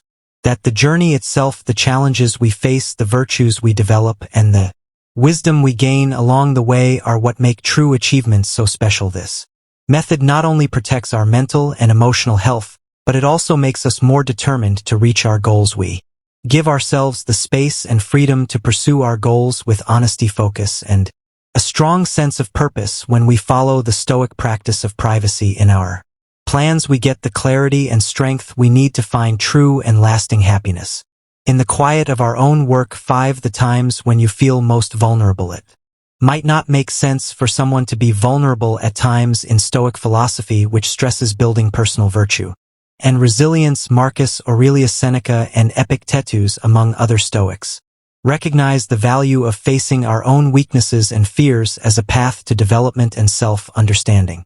Those times when we feel vulnerable are deeply personal events that shape who we are and how we deal with life's challenges. Stoics would say that these kinds of times should be kept secret, not because they show weakness, but because the self-reflection and growth they encourage are inherently personal. When we keep our vulnerable moments to ourselves, we can work through our feelings and experiences without other people judging or affecting us. Because of its solitude, this place is perfect for deep reflection and self-discovery, to face our fears, question our beliefs, and ultimately find strength in our ability to overcome adversity. We need to be alone with our thoughts and feelings. A big part of Stoic philosophy is this process, which stresses how important it is to master yourself and your thoughts. Following the Stoic principle of focusing on what we can control, our thoughts, feelings, and actions, allows us to deal with our weaknesses in private. The Stoics also know how important it is to be able to rely on yourself and how powerful it is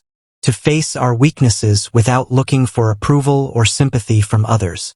This doesn't mean that getting help isn't a good idea. It just means that the main journey of realizing and overcoming our weaknesses is a personal one. Going inside to deal with our deepest fears and doubts is a sign of the Stoic virtues of courage and wisdom. You can really practice the Stoic ideals of calmness and courage in these private moments. They help you get ready to face the world with more strength and clarity. Stoicism's practice of keeping times of weakness private is a deep recognition of how personal growth and self-improvement are. It tells us to see our flaws not as instances of failure, but as chances to learn more about ourselves and grow as people. We show the Stoic virtues of courage, wisdom, and self-reliance by being honest about our weaknesses in front of our own reflection. This way of doing things not only builds a strong and good character, it also makes sure that our path to self-mastery stays real and true. We find the strength and wisdom to live a life based on Stoic principles, one based on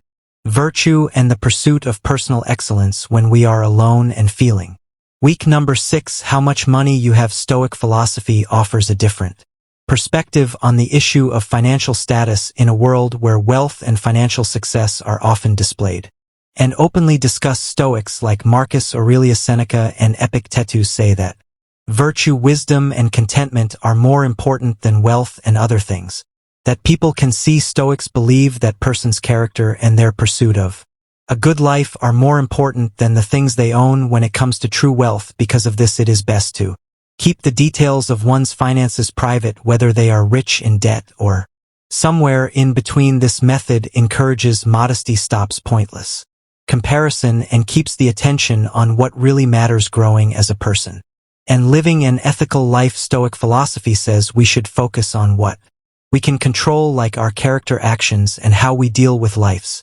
challenges. Keeping our financial situation a secret is in line with this Stoic principles of living a simple life and being happy with what you have. Support the practice of keeping money matters private. We develop a sense of gratitude for what we have regardless of how it compares to others by doing this.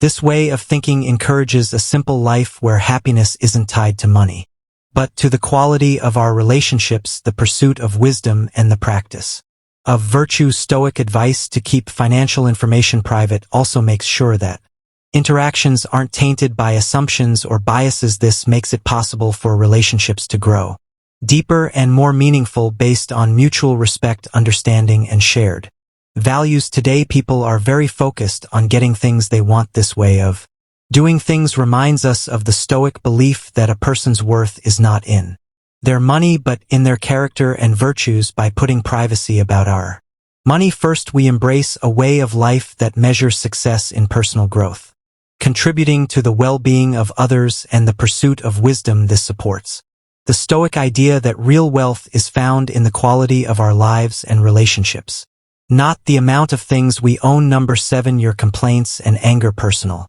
grievances and resentments are seen through the lens of introspection and control over one's reactions. In Stoic philosophy, which places a strong emphasis on reason, emotional resilience, and the pursuit of virtue, Marcus Aurelius, Seneca, and Epictetus all stressed the importance of overcoming negative emotions through comprehension, forgiving, and realizing that only our reactions to external events can harm us. So letting off steam and holding on to anger are not only useless, they go against the principles of Stoicism. These philosophers would say that these kinds of things should stay private because talking about them in public often makes things worse and takes attention away from personal development and finding tranquility. Stoic advice says to focus on what we can control, which means keeping our complaints and anger to ourselves. By choosing not to talk about every wrong or unfair thing we think has happened to us, we take back control of our emotions and refuse to let outside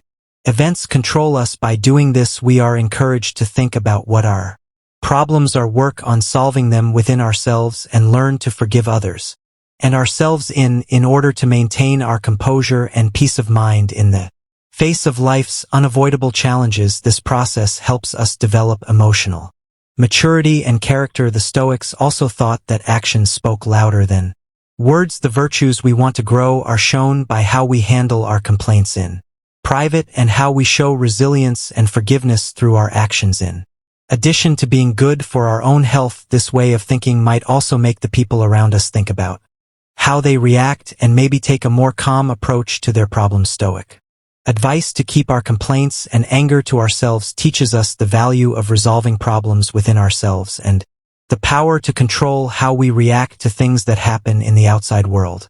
In order to live a good, peaceful life, it challenges us to rise above small arguments and emotional upheaval and instead focus on our own growth. We develop resilience, forgiveness, and emotional intelligence by adhering to this principle, all of which improve our overall health and allow us to live in harmony with the world around us. We find the strength to let go of negativity and move forward with grace and wisdom. In the solitude of our own reflections, let us use the wisdom we've learned from Stoic philosophy to make our daily lives better. The decision to protect our inner sanctum, our hope, our weak spots, our personal boundaries, and beyond becomes a source of strength and serenity in a world full of noise and the demand for our attention. Remember that the power of privacy is not in hiding who we are, but in honoring the sacred places inside of us that promote development, wisdom, and resilience. Let these 7 pillars help us grow a garden of tranquility in our souls where virtue thrives and peace resides. As we go through the busy crossroads of life, just for a moment imagine that the most important thing you can do to live a meaningful, happy life isn't something you can buy, earn, or get from other people. It's already inside you, just waiting to be found and used. This isn't just a thought experiment. It's based on the wisdom of Stoicism, a philosophy that has helped countless people find meaning, tranquility, and peace in their lives. Over the centuries, Stoicism teaches us that the key to a good life is not praise from others or material wealth, but learning how to value ourselves through the virtues of temperance, courage, wisdom, and justice. It serves as a strong reminder that despite the chaos and challenges of the outside world, we have the solid foundation for our own happiness and well-being inside of us. We're getting rid of the layers of societal expectations and self-doubt to find the timeless Stoic principles that can change how we see the world and ourselves. This journey isn't just about getting better at yourself, it's also about rediscovering our true worth and learning how to live in line with our deepest values. You have come to the right place if you want to find personal freedom, resilience, and fulfillment. Sign 1. Putting up with Less than you deserve, we've all done it at some point or another, right? We settle and make concessions all the time, whether it's staying in a job that drains us, staying in relationships that don't make us feel better, or not going after our dreams because we're afraid we believe this is the best thing that can happen. Why do we do that though? Is it worry? Is it It could be a mix of the two. Stoicism teaches us that these outside things don't change our true worth, our essence. If you're in a palace or a prison, Stoicism says that what makes us unique is not where we are, but how we react to it. It means realizing that we may not be able to control everything in our lives, but we do have complete control over how we think, feel, and act. When we settle for less than we deserve, aren't we saying that other people and things have more power over us than we do? Stoicism tells us to question that idea. Stoicism tells us to ask ourselves, is this situation in line with my values? Am I reacting to this in a way that shows what I'm really worth? If the answer is no, it doesn't just leave us feeling hopeless. No, it gives us power. It states, look, you have the power to change your perception, to choose your response, and in doing so to transform your reality. Remember this Stoic wisdom.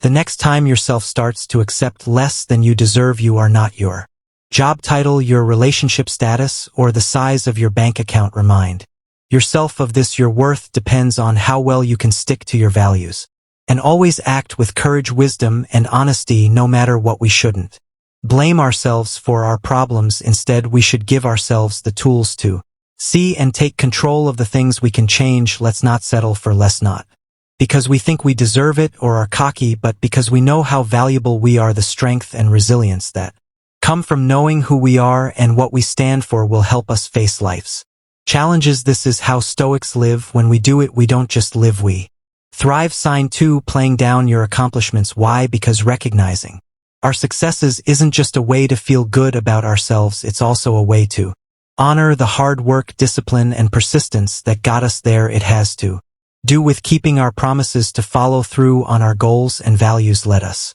break it down. In Stoicism, virtues like temperance, courage, wisdom, and fairness are very important. Most of the time, these virtues are what help you reach your goals, no matter how big or small they are. It might have taken bravery to apply for that job, wisdom to deal with the challenges that came up, or discipline, which is a form of temperance, to put that closet back together. You're not only undervaluing the result when you say your success was due to luck or that anyone could have done it, you're also undervaluing the good habits you used to get there. How then do we alter this state of minds? How can we start to be proud of what we've done without becoming cocky? Being balanced and honest are important to the Stoic way of thinking. You should tell yourself, yes, I worked hard for this. Yes, I faced challenges and overcame them. And yes, this achievement is a reflection of my hard work and my virtues. You should do this not to boost your ego, but because it's the right thing to do. Okay, now I want you to think of something new you can do. It does not matter how big or small it is. Think about the good things you did to get there. You might have been very disciplined. You might have been brave and left your comfort zone to solve a problem. You might have used your wisdom. No matter what it is, take a moment to recognize it and the good things that led to it. You're not supposed to pat yourself on the back during this exercise. Instead, it's meant to help you see the truth about your character and work. Adopting this Stoic practice can change how we see our own successes and how we see ourselves. It helps us stop being fake modest and start really appreciating our own strengths and skills. When we recognize our accomplishments, it's not about our egos, but about the good qualities we've shown and the hard work we've put in. Sign 3, putting the needs of others ahead of your own. It happens all the time, right? Sometimes it feels noble, selfless, and even heroic to do things like stay late at work to help a coworker, skip your morning run to make breakfast for your family, or put your own dreams on hold to help someone else's. Still, there's a catch. Putting other people's needs ahead of your own all the time can make you tired, angry, and lose your sense of self. If you try to fill cups from an empty pitcher, you'll get nowhere. You run out at some point. Being detached or self-centered is not what Stoicism is about. It actually puts a lot of weight on being good and making society better, but it also shows us how crucial self-care is. Why? Because taking care of yourself isn't selfish, it's what makes it possible to care for others well. Let us break this down a bit. Stoicism teaches us about the difference between what we can control and what we cannot. We are in charge of our own thoughts, beliefs, actions, and yes, even self-care. No matter how much we want it to be different, we can't directly affect The health and happiness of other people. What we can change, though, is how ready we are to help, support, and love the people around us. We need to start by taking care of ourselves. How much more patient, understanding, and present are you for the people in your life when you're well-rested, healthy, and at peace? How can you help their health and happiness even more effectively? Mental and emotional resilience are just as important as physical health in this situation. It means having the inner strength to care about others, give them good advice, and be a source of stability and strength for them. How then do we find this middle ground? How can we make sure that helping others doesn't mean we forget about our own needs? First, you have to realize that self-care isn't a nice-to-have or an afterthought. It's important. It means setting aside time for things that make us feel better, like working out, meditating, reading, or just being alone for a few minutes. It means being able to set limits and say no when we need to. These things should not be done for selfish reasons, but because we want to be our best selves for the people we care about. You are being asked to think of one way you can put your own health first this week. What could it be? Committing to a daily walk, making time for a hobby you love, or setting limits on your work hours. When you do something to take care of yourself, remember that it's not just for you, it's also a way to make sure that when you do help other people, you're being your best self. Sign. For it's hard for you to accept compliments. Stoicism teaches us how important it is to look at ourselves with an open mind. This means being honest about our weaknesses as well as our strengths. We should not think about our worth in an egotistical way, but in a fair and balanced way. Why is it so hard for us to take compliments most of the time? It's because we have a skewed view of ourselves. It's possible that we're focusing too much on our flaws, or we may have been taught that recognizing our strengths makes us cocky. But here's a Stoic view to think about. Being humble doesn't mean denying our strengths. It means recognizing them in a grounded and realistic way. It's about seeing ourselves as they really are without the ego or insecurity getting in the way. Stoicism teaches us that recognizing our strengths and accomplishments does not make us less valuable. Accepting compliments with grace is a good way to become more self-aware and objective. It helps us see the good qualities we have and the work we've put in, which helps us understand who we really are. When someone says nice things about us, they're usually noticing something real and admirable about us. We miss out on the chance to see ourselves through someone else's eyes and understand how we affect the world around us. When we ignore these moments, how can we get better at taking compliments? Changing our minds is the first step. It's helpful to think of praise as a mirror that shows off your good qualities and hard work. Instead of avoiding the truth, take a moment to think about what they said. You can practice by simply saying thank you. Don't downplay or avoid the compliment. Instead, express gratitude for the acknowledgement of your work and qualities. Additionally, Stoicism advises us to take advantage of these moments. For reflection, ask yourself, what did I do to deserve this praise? How does it show my virtues and hard work? This isn't about stroking your ego. It's about recognizing the part of you that can do great things and make a difference. Sign 5. Not wanting to make a choice when you were faced with a choice that seemed easy. Did you find yourself frozen, unable to make a choice? It's more than just indecision. This fear of making the wrong choice is a reflection of a deeper problem, a lack of self-trust. We feel like we're standing on the edge of a diving board looking down into the pool below. We know we need to jump, but we can't. In this fog of uncertainty, Stoicism offers a lantern for us. It teaches us that making choices based on wisdom and reason is more important than being sure of what will happen. Stoicism reminds us that we have full control over the process of making decisions, but not over how those decisions turn out. It means making decisions that are in line with our values, being honest, and accepting that the results, no matter what they are just the way life is. What is it that makes us afraid to choose most of the time? It's because we don't want to make the wrong decision, which could lead to results we see as failures or mistakes. But Stoicism asks us to change how we think about mistakes and failures. According to the Stoics, every outcome is a chance to learn and grow. Failures don't exist, lessons do.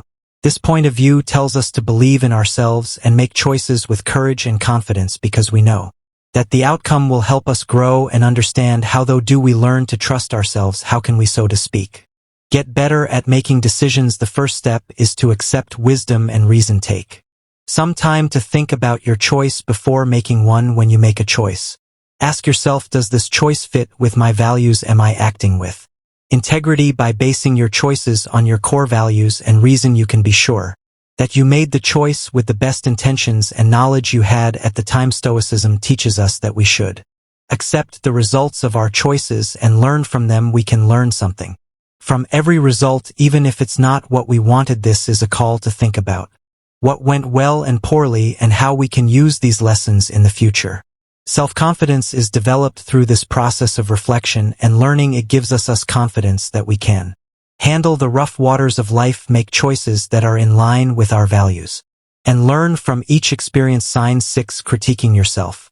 Too much Stoicism teaches us how to make smart choices, especially about how to use our minds. It says that beating ourselves up for every mistake we think we've made is like trying to sail a ship without paying attention to the wind and tides. We have our attention on the wrong things. According to Stoic wisdom, we should understand that perfection is a lie that we can't reach. Instead, we should aim for progress, steady, deliberate steps that help us become better people. Why do we get stuck in the habit of being overly critical of ourselves? Most of the time it's because we hold ourselves to impossible standards, ones we would never hold anyone else to. We forget that part of being human is having flaws, making mistakes, and most importantly, being able to learn and grow from them. Stoicism provides a potent remedy for this self-imposed tyranny, self-compassion, and the pursuit of progress rather than perfection. From a Stoic perspective, self-compassion means treating ourselves with the same kindness, understanding, and forgiveness that we would extend to a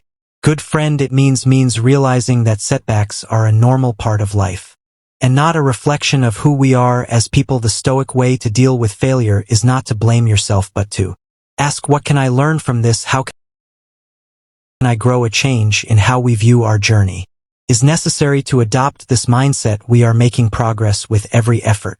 Even if the results are not what we had hoped for, our mantra will be progress, not perfection. This doesn't mean we stop trying to get better or stop caring about it. Rather, it means we work harder to get better while having the wisdom to understand that growth isn't always linear, is full of challenges, and is beautifully imperfect. Why does it seem so simple to compare things? Some of it comes from the fact that people naturally compare their own worth and achievements to those of those around them. However, this tendency is amplified to a level that has never been seen before. In the age of social media, we see snapshots of other people's lives all the time that only show the good times and never the bad. This makes us wonder if our own experiences are worth living and what they mean. The cultivation of self-awareness and gratitude for our own journey is a powerful antidote to this gloom that Stoicism offers. As it says, it tells us to look inward and think about our own growth, virtues, and the progress we've made. Stoicism encourages the idea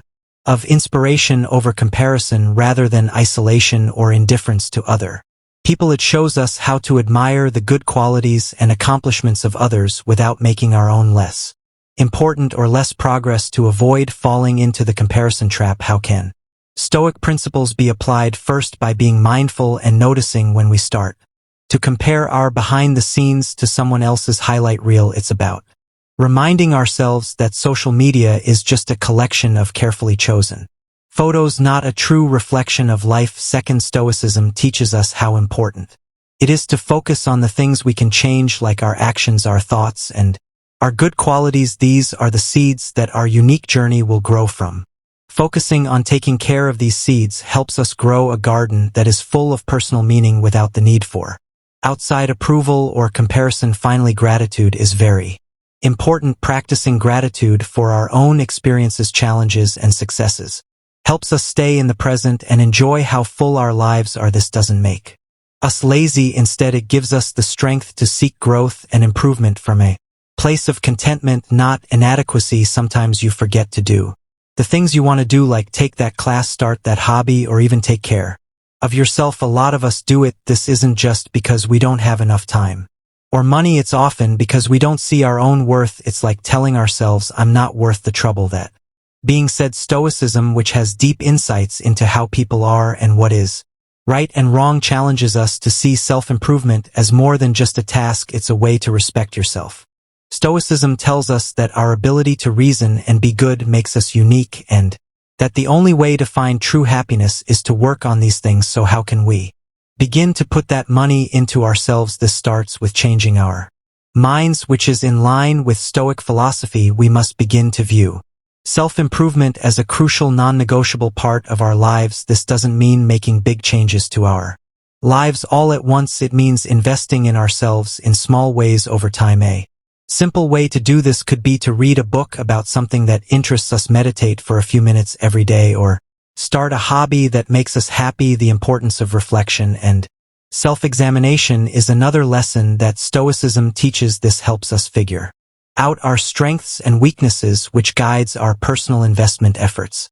It gives us a sense of purpose and direction to regularly look at our lives, set goals, and think about how we're doing. It's important to align our actions with our values, develop our virtues, and live a life with purpose and meaning as part of the self-reflection and goal-setting process, not just to achieve external success. You see, markers. Accepting the idea of lifelong learning is another important part. According to the Stoics, wisdom was not a place you get to, but a path you take. A mindset of being interested and willing to try new things can change how we think about personal investment. It's not a chore. It's an adventure, a chance to see how much life has to offer in terms of knowledge and experience. Living in line with our values and principles is the only way to truly feel validated. The Stoics thought that our actions, intentions, and responses were the only things we could really change. Marcus Aurelius reminded us in a beautiful way that what bothers us is not other people's opinions, but how we think about those opinions. Why do we look for approval from other people? A lot of the time it comes from feeling insecure and afraid of not being good enough in a world that is always telling us what we should be, do, or have. It's simple to lose track of our way. Stoicism, on the other hand, tells us to turn our attention inward and work on improving our character and living a good life. It teaches us that real happiness and peace don't come from other people's approval, but from knowing we've been true to ourselves. How then can we break free from the chains of outside approval?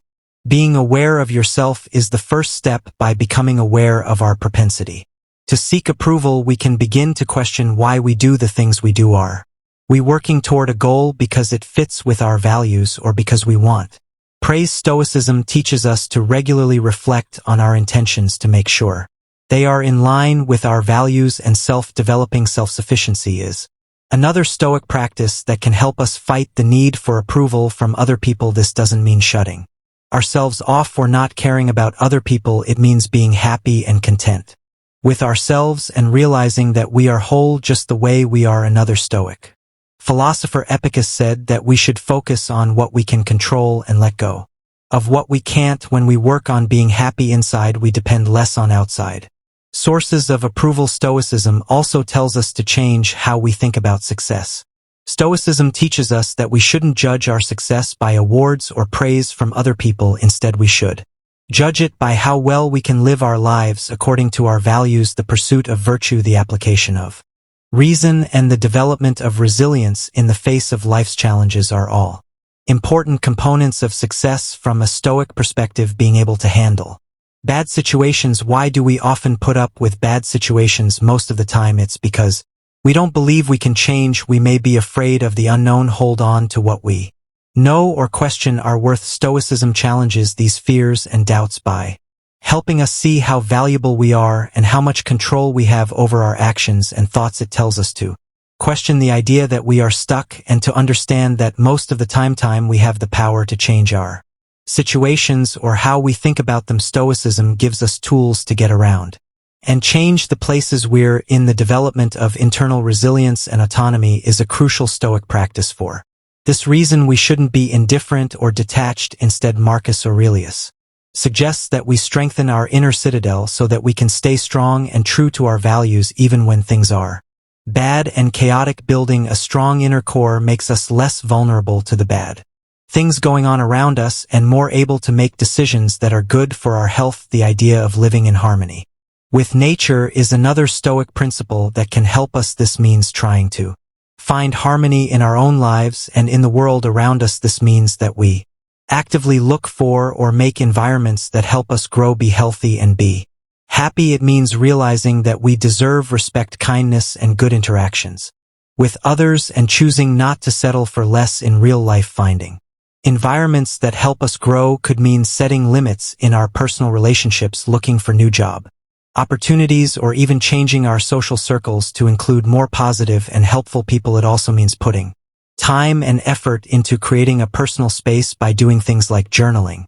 meditating, or hobbies that are good for our mental and emotional health. What is it about fear that makes it so strong? Often it's because we know very well what we have to lose. We have vivid images in our minds of failing, of wasting time and effort, and of how other people might judge us. Stoicism recognizes our fears, but it also asks us to consider what we have to gain. We are told to compare our fears to the chances of growing, being happy, and making our dreams come true. Stoicism teaches us that the pursuit of virtue, or doing the best that fits our nature, is a worthwhile goal in and of itself. No matter what happens, fear of following your dreams. To get over the fear of following your dreams, one Stoic practice is to imagine bad things that might happen. This is also known as negative visualization. Today, this means thinking about the worst-case scenarios, but not to dwell on them. The goal is to make them less powerful over us. We often find that our fears are not as scary as we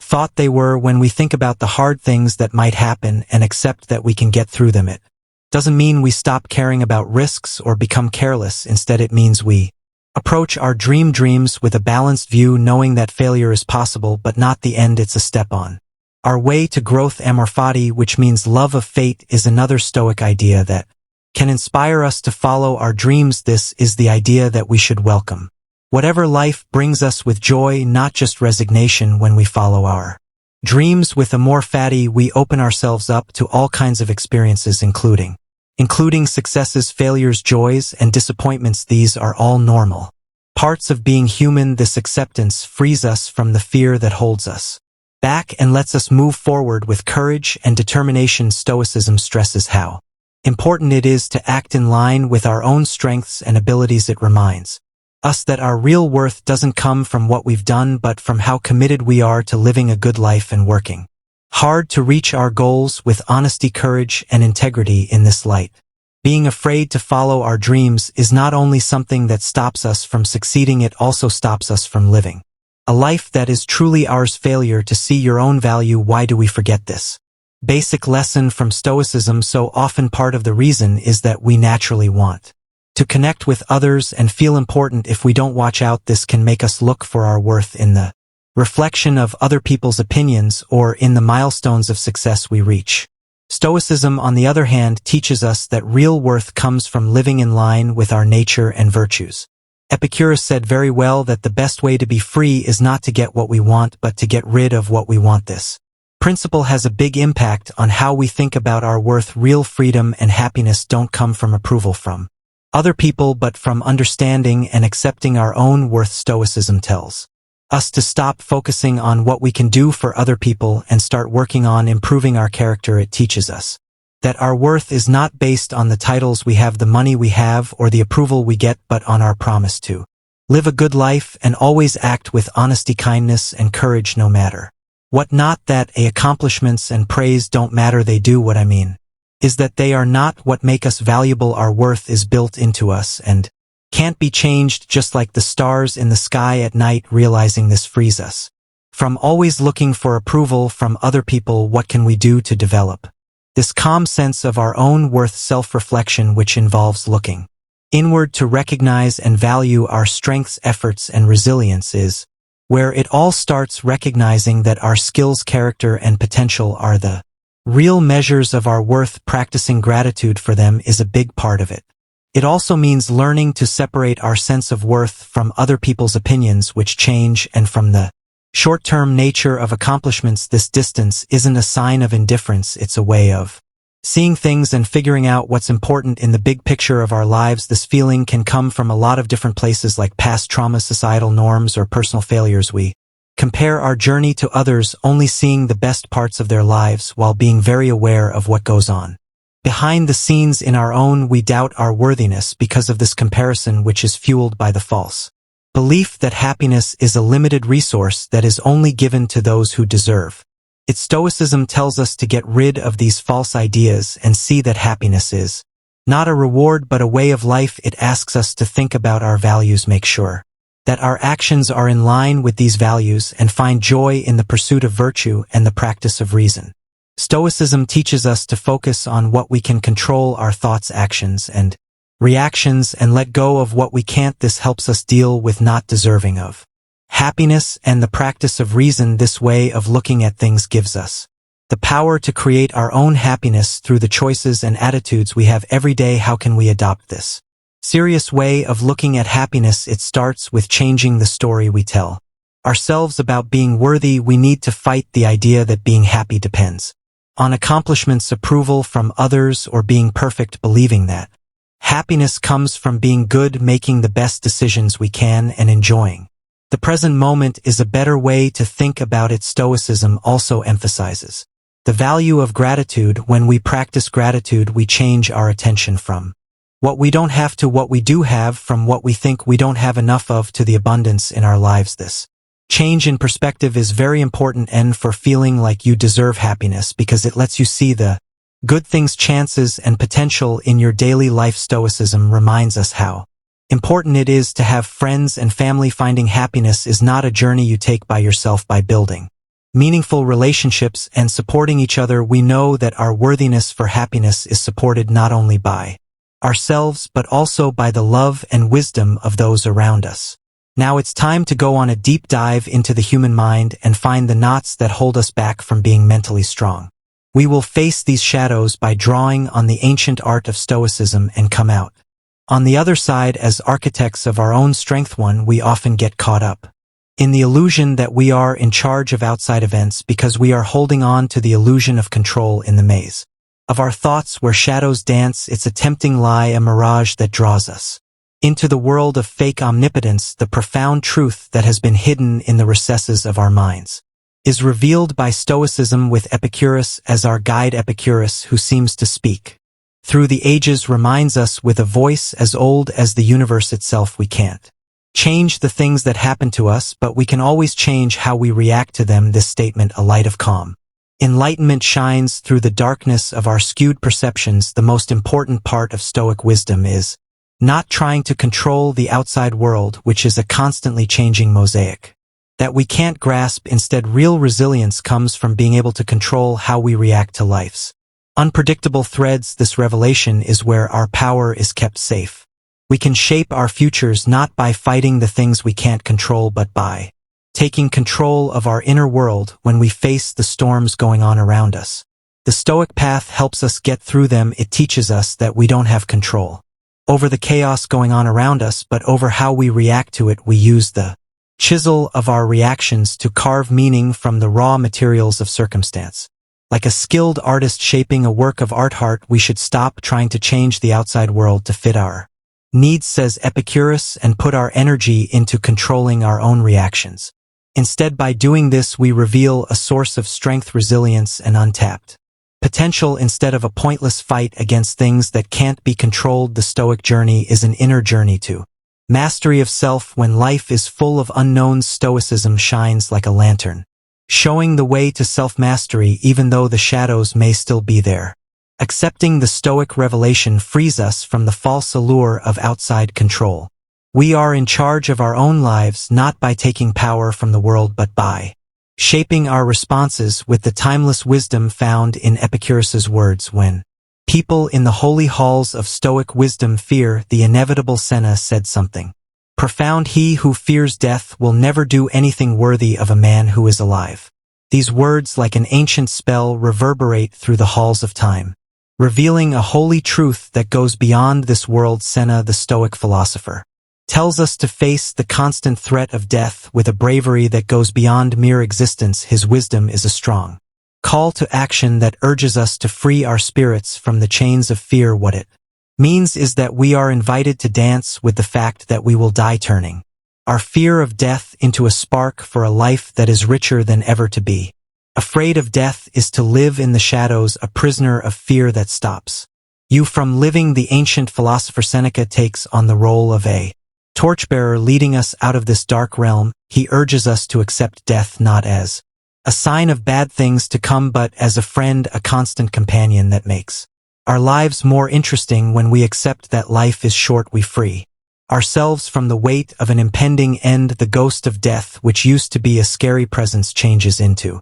a quiet muse that encourages us to enjoy every moment with a never-ending zest for life. The paradoxical truth that accepting that death is inevitable free us to truly live is demonstrated by Seneca's wisdom. The Stoic call to free ourselves from the fear of what will happen is an opening into a world of endless possibilities. It's a recognition that the human spirit can reach impossible heights when faced with death. When we let go of the fear that comes with death, we can build a life that isn't limited by the dark things that lie ahead. Seneca's words don't just have philosophical meaning, they also have a transformative power. They call us to build resilience so that we can navigate the complicated tapestry of life. When we accept that we will die, we not only face our mortal limitations, but we also awaken the dormant powers within us that allow us to leave a legacy that lasts beyond time. When we listen to the call to get over our fear of death, we open the door to a life that is lit up by the beauty of our own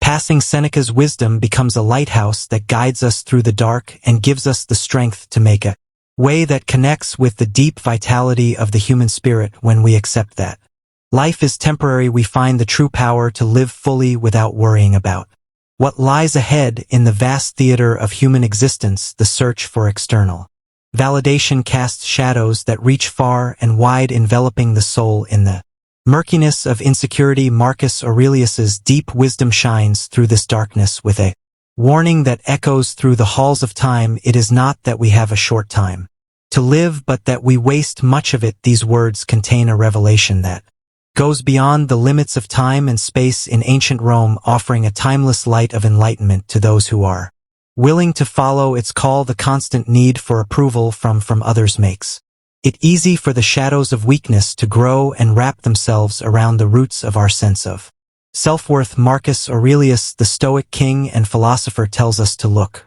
inside, away from the world's fleeting praise. He says that the real source of strength is not the fleeting words of others, but the fires of self-approval that burn in the crucible of our own convictions. Going outside of yourself to find approval is like giving up control of your identity to the random judgments of others. As we try to fit in with other people's expectations and lose sight of our true selves in the process, the shadows grow longer. Marcus Aurelius, a famously Stoic figure, begs us to break free from this self-imposed prison and look deeply within. True strength is built in the holy place of self-approval. It's not the praise of many people that makes someone and strong, it's staying true to their own principles and values. When we know how valuable we are, the fires inside us get fed. This is where the authentic self is shaped and improved. The whispers of approval from other people are short-lived, like echoes that disappear into the distance of time. By turning our attention inward, we can walk along a path lit by the steady flame of self-validation, which can stand up to the winds of other people's opinion. Having this inner strength protects us from the shadows of weakness, so we can stand firm in the face of the world's temporary judgments. Marcus Aurelius's understand how valuable each moment is. We stop wasting our life's currency on seeking unattainable external affirmations. We invest in the wealth of self-approval, instead building a resilience that goes beyond the fleeting nature of praise from others. When we embrace Marcus Aurelius's wisdom, the shadows of our weakness fade and the light of self-approval shines on our path. In this inner sanctuary, we find a strength that lasts, unaffected by what other people think. So let's listen to the call to turn our attention inward, because self-approval is where the unquenchable strength of the human spirit finds its last flame. For when we give in to the whispers of desire in the complex maze of our desires, we embark on a dangerous journey where the siren calls of unbridled want threaten to drown out the sounds of reason. Fear not,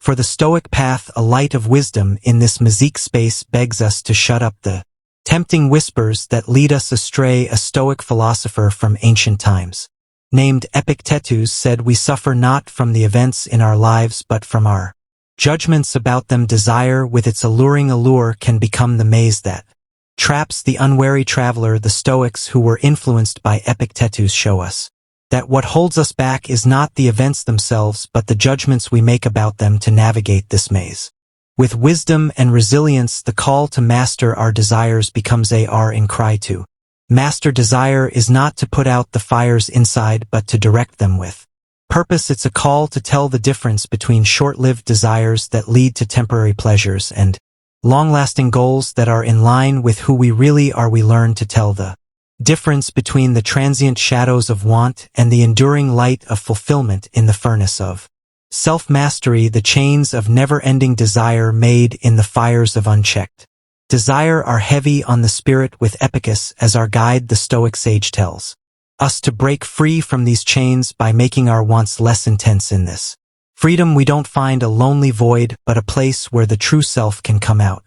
Free from the chains of unquenchable desire, the path of Stoicism turns into a pilgrimage, an inner alchemy journey where desires are changed from cruel masters to obedient servants. While going through this change, the traveler is freed from the ego's constant demands and is able to navigate life's maze with grace and purpose. When we listen to the Stoic call to control our wants, we find a deep truth: we have the power to write our own stories. Events that happen around us become opportunities for growth and self-discovery rather than chains that bind. Epictetus in his sage wisdom tells us that suffering is not caused by events themselves but by how we interpret them. The Stoic soul finds comfort in the silence that comes after the noise of unrestrained wants. Once a confusing maze, the labyrinth of desire changes into a holy place where clarity rules. Taking control of our desires is where the Stoic path shows its transformative power. This is the power that frees us from the labyrinth traps and lets us walk forward with purpose, resilience, and a strong commitment to our soul's deepest desires. 5. In the huge cosmic tapestry, there are things that try to stop the flow of change, but change is always there, shaping the very fabric of the universe. Somber souls that are in tune with the beat of the cosmic dance find comfort in Heraclitus's deep teachings, which include the phrase "change is the only constant." These words hold a timeless truth, showing how everything is always changing. We have to pay attention to change because it's like an ethereal maestro conducting the symphony of life. Stoics who got their ideas from Heraclitus say that we should accept that things are always changing with an open mind. To fight against the ebb and flow of change is to face the unending void, a chasm that people who stand against the cosmic current risk falling into. Through the light of Heraclitus's wisdom, the Stoic path invites us to give up, but not to the void, but to the beautiful river of existence. We find a deep serenity in this surrender, an oasis in the midst of life storms, to move through this river of change with grace, letting its currents carry us to new shores of experience and understanding. We must accept that it is inevitable. To fight against change is to fight against the very nature of things. The Stoic soul, on the other hand, picks a different path, one of acceptance and living in balance with the cosmic dance. When we give up, we become skilled dancers who move in sync with the complicated choreography of change and find beauty in the way it flows with its twists and turns. Life is like a river that takes us through landscapes of happiness and sadness, growth and decay. The Stoic finds resilience in accepting this journey that goes beyond the transient nature of the material world. The void that the stubborn soul feared would consume them turns into a huge canvas where the Stoic paints the masterpiece of a life well lived. It's not passivity to accept change, it's empowerment, realizing that the never-ending change is where growth, wisdom, and self-discovery can be found. Stoic souls float on the currents of acceptance, allowing them to navigate the river of life with a tranquility that those who desperately cling to the shores of sameness cannot achieve. The ancient philosopher Heraclitus taught us a truth that will never go out of style. Change is what makes the universe go round and round. The Stoic deep serenity in accepting that everything in life is transient when they align themselves with this heartbeat to dance with the cosmic rhythms of change is to embrace the sublime beauty of life. We find comfort not in the still waters of resistance, but in the river that flows continuously towards the endless horizons of our own becoming. 6th, if you don't pay attention to the power of now in life's grand and symphony, the present moment becomes the most beautiful and valuable note, full of the possibility of joy, fulfillment, and deep meaning. We often get stuck in the echoes of the past or anxiously look ahead to the uncertain beats of the future, though, because life is so well planned. Seneca, a Stoic philosopher, invites us to seize the day Enjoy the harmony of the present and realize that the only way to be true happy is to enjoy the present without worrying about what will happen in the future. The present moment, like a fleeting melody, holds the essence of what it means to live life. Happens in the present moment, where the symphony of sensations, emotions, and opportunities blends to make a one-of-a-kind piece that can't be replaced. But because minds tend to wander, people often get stuck in the hallways of the past or project their worries onto the canvas of an uncertain future without losing his Stoic clarity. Seneca tells us to let go of our worries about the future and enjoy the present moment. The pursuit of true happiness, he says, lies not in the hazy promises of the future or the somber reflections of the past, but rather in the conscious and mindful engagement with the notes that dance in front of us right now. It's not just a call to action to seize the day. It's a way of life that goes beyond the fleeting nature of time, engaging with the richness of the present and drawing out the nectar of joy from every moment is a choice. We free ourselves from the weight of regrets and the worries of what lies ahead by doing this, and we experience a deep serenity that can only be found in the present moment. Philosopher Seneca wrote a counsel that contains Stoic wisdom that tells us to develop a presence of mind that makes each moment more aware. He says that we can only be truly happy when we stop being held captive by time and stop looking forward to future rewards or dwelling on mistakes made in the past. To enjoy the present without worrying about what might happen in the future is to reach a state of mindful equilibrium. This is when you know that everything changes and enjoy the beauty of the present moment. Seneca's advice to seize the day is like an invitation to enjoy life's symphony, to enjoy the melody of each moment with a deep appreciation for how it fits into the orchestral masterpiece that is our lives. Seneca's words become a guiding refrain that reminds us to pay attention to the present, enjoy the harmonies of now, and understand that true happiness is a melody written in the key of mindful living, a melody that grows with each note we choose to hold on to and enjoy in the constantly changing score of our lives.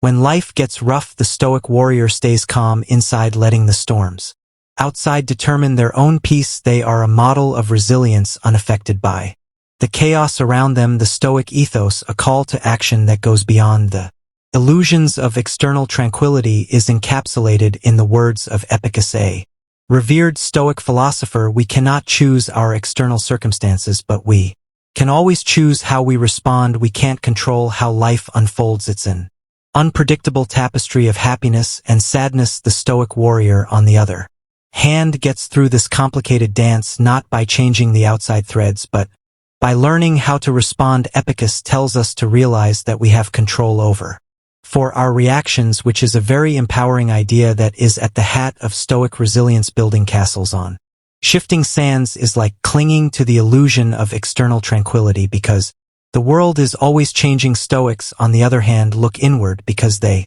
know that true and lasting peace doesn't depend on the random events of life.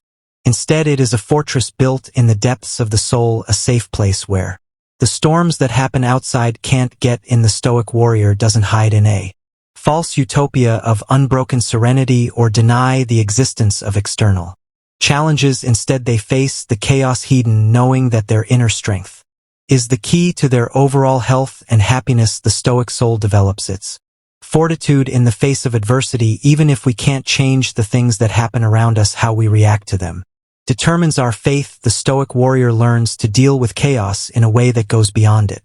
Through disciplined self-reflection, they become not a victim of their circumstances, but a creator of their own fate, a deliberate practice, an art form that demands commitment and resilience. Is cultivating an unshakable inner peace. It means training the mind to tell the difference between the temporary chaos of the outside world and the deep, lasting calm that lives inside each of us. Through this inner alchemy, the Stoic warrior learns that real mastery is not in controlling the storms, but in riding them out with a calm and peaceful mind. Epictetus tells us that the Stoic warrior's journey is a call to accept the contradictions of life, to know that we can't control what happens in the outside world, but strongly control how we react to it. In this dance between chaos and calm, the Stoic warrior stands out as a symbol of the strong human spirit, one that can choose the steady path of inner peace and resilience even when life is rough. If we ignore the inner citadel within, in the crucible of the soul where the fires of experience shape the core of who we are. There stands an inner fortress, an impregnable bastion that can stand up to the chaos that flows through the corridors of existence. A lot of people have said this over the years, but Marcus Aurelius, the philosopher emperor of Stoicism, said, "Very little is needed to make a happy life. It is all within yourself, in your way of thinking." This deep command is an invitation to strengthen the citadel within, because that's where our real strength lies. The birthplace of the inner fortress is the crucible of the soul, which is a figure of speech for the place where life's problems shape we are. Marcus Aurelius, a Stoic luminary, lights the way to the sanctuary, an inner stronghold that can't be damaged by the storms that may come from the outside. This safe place is not made of bricks and mortar, but from the things we think, believe, and point of view. Marcus Aurelius said that to strengthen the citadel means to understand the power that lies within us, the power that comes from the way we think, being able to say that true happiness is not dependent on outside circumstances, but on how we feel inside, is a great example of the Stoic philosophy. So the inner fortress turns into a safe place where happiness isn't tied to what happens in the outside world, but is a flame that ignites itself. When we choose how to understand and react to life's many aspects, it becomes necessary to watch over this sanctuary, because inside its walls lies the source of our true strength. Marcus Aurelius thinks of the Stoic warrior as someone who stands not against the outside world, but in unwavering defense of this inner stronghold. It's a call to fiercely guard the sanctity of our thoughts by developing a vigilant mindfulness that keeps the fortress safe from the forces that might try to break through its walls. Marcus Aurelius says that the richest part of happy life is not having a lot of things or enjoying short-lived pleasures, but being in charge of your inner world. In this wisdom, the Stoic path encourages careful and deliberate management of the mind, an art of thinking that turns the fiery furnace of the soul into a stronghold that can't be broken by life's ups and downs. When we realize how powerful our thoughts are, we gain a deep sense of independence and the power to shape our own lives. The Stoic way of thinking strengthens our inner fortress, which acts as an anchor in the rough waters of life, giving us the strength to calmly handle storms, find joy in the simple things in life, and find our way through the maze of life with unwavering purpose. We set out on a journey of self-fortification as we heed Marcus Aurelius's plea and odyssey into the core of our thoughts and beliefs. As soon as the inner citadel is strengthened, it turns into an unbreakable source of strength and a lighthouse of resilience that guides us through life's challenges. Protect it with all your might, because inside its walls lies the key to a happy and fulfilling life, a treasure trove of happiness that can't be touched by the changes in the outside world. As we walk the boards of life, we realize that the script we follow is not just our own creation. We are living in the vast cosmic theater where the people who inhabit existence play their parts on a stage that goes beyond the limits of time and space. The Stoic sage Epictetus says something profound: we have 2 ears and 1 mouth, so that we can listen twice as much as we speak. In this wisdom, we are invited to let go of what we can't control, to tune our senses to the cosmic symphony, and to submit to the ebb and flow of the cosmos. When you think of ourselves as actors on a cosmic stage, you can see how grand our lives are. They are like a story, and fate and cosmic forces shape our journey. Realizing that our script isn't completely our own is a freeing realization that urges us to give up the illusion of full control and embrace the mysteries of our existence in the universe. Epictetus, known for his Stoic ideas, draws our attention to the balance that is built into our bodies. For example, the way that 2 ears are placed next to 1 mouth is a powerful reminder that we should listen with more than just our physical senses. It is a reminder to tune in to the wisdom that flows through the vastness of the universe, and to find the hidden messages in the music of life. Being humble means listening twice as much as we speak. It means realizing that the universe speaks in whispers, and that deep insights may come to light in the silence between our words. It means admitting that giving up the need to control every story lets us be open to the lessons woven into the cosmic fabric, which is full of lessons and universal truths. The Stoic advice to let go of what you can't control turns into a holy mantra that will be heard for all time. It tells us to let go of the weight of pointless resistance, Loosen our grip on the false promises of power and let the dance of fate unfold.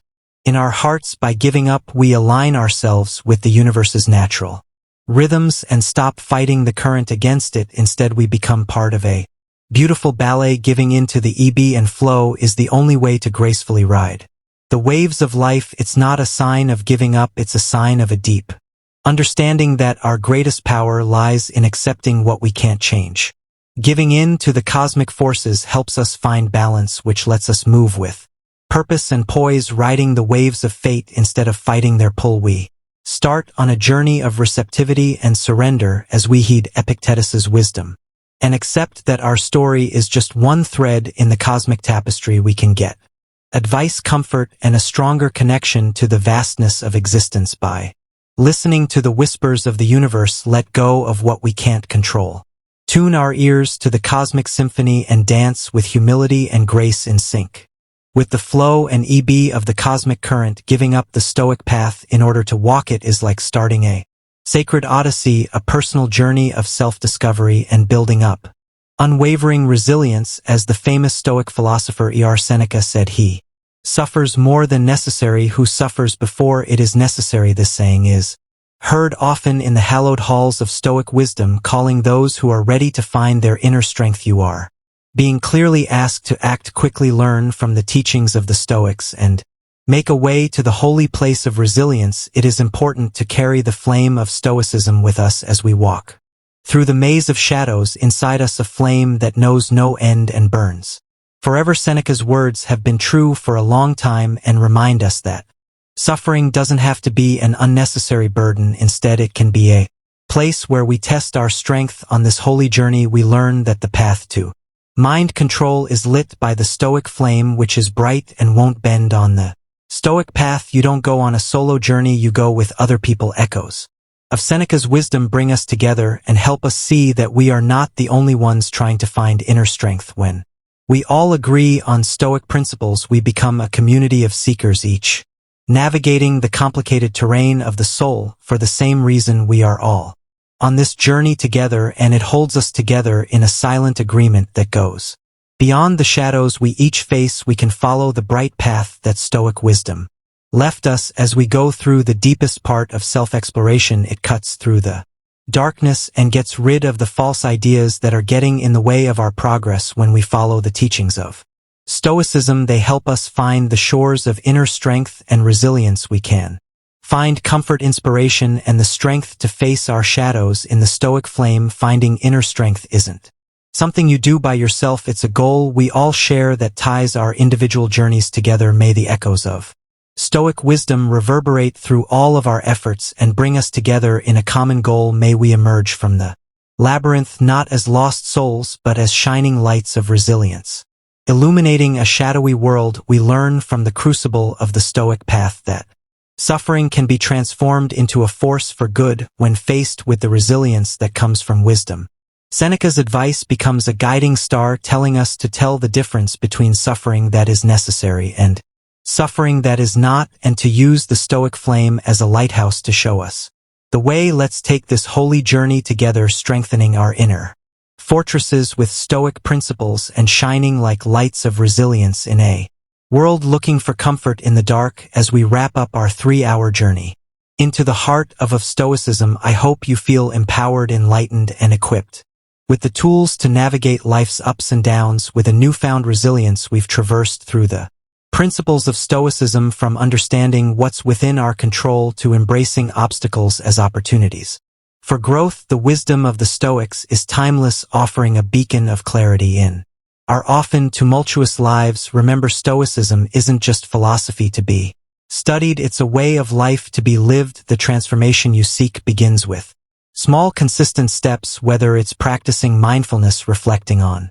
your daily experiences, or simply choosing to respond to challenges with calm and rationality. Every effort counts. I encourage you to revisit these teachings whenever you need a reminder of your inner strength and the tranquility that can be achieved through Stoic principles. Life is a continuous journey of learning and growth, and Stoicism provides a solid foundation to build upon. Thank you for spending these hours with me, exploring how to transform your life with Stoicism. The journey doesn't end here, it's just the beginning. Continue to seek wisdom.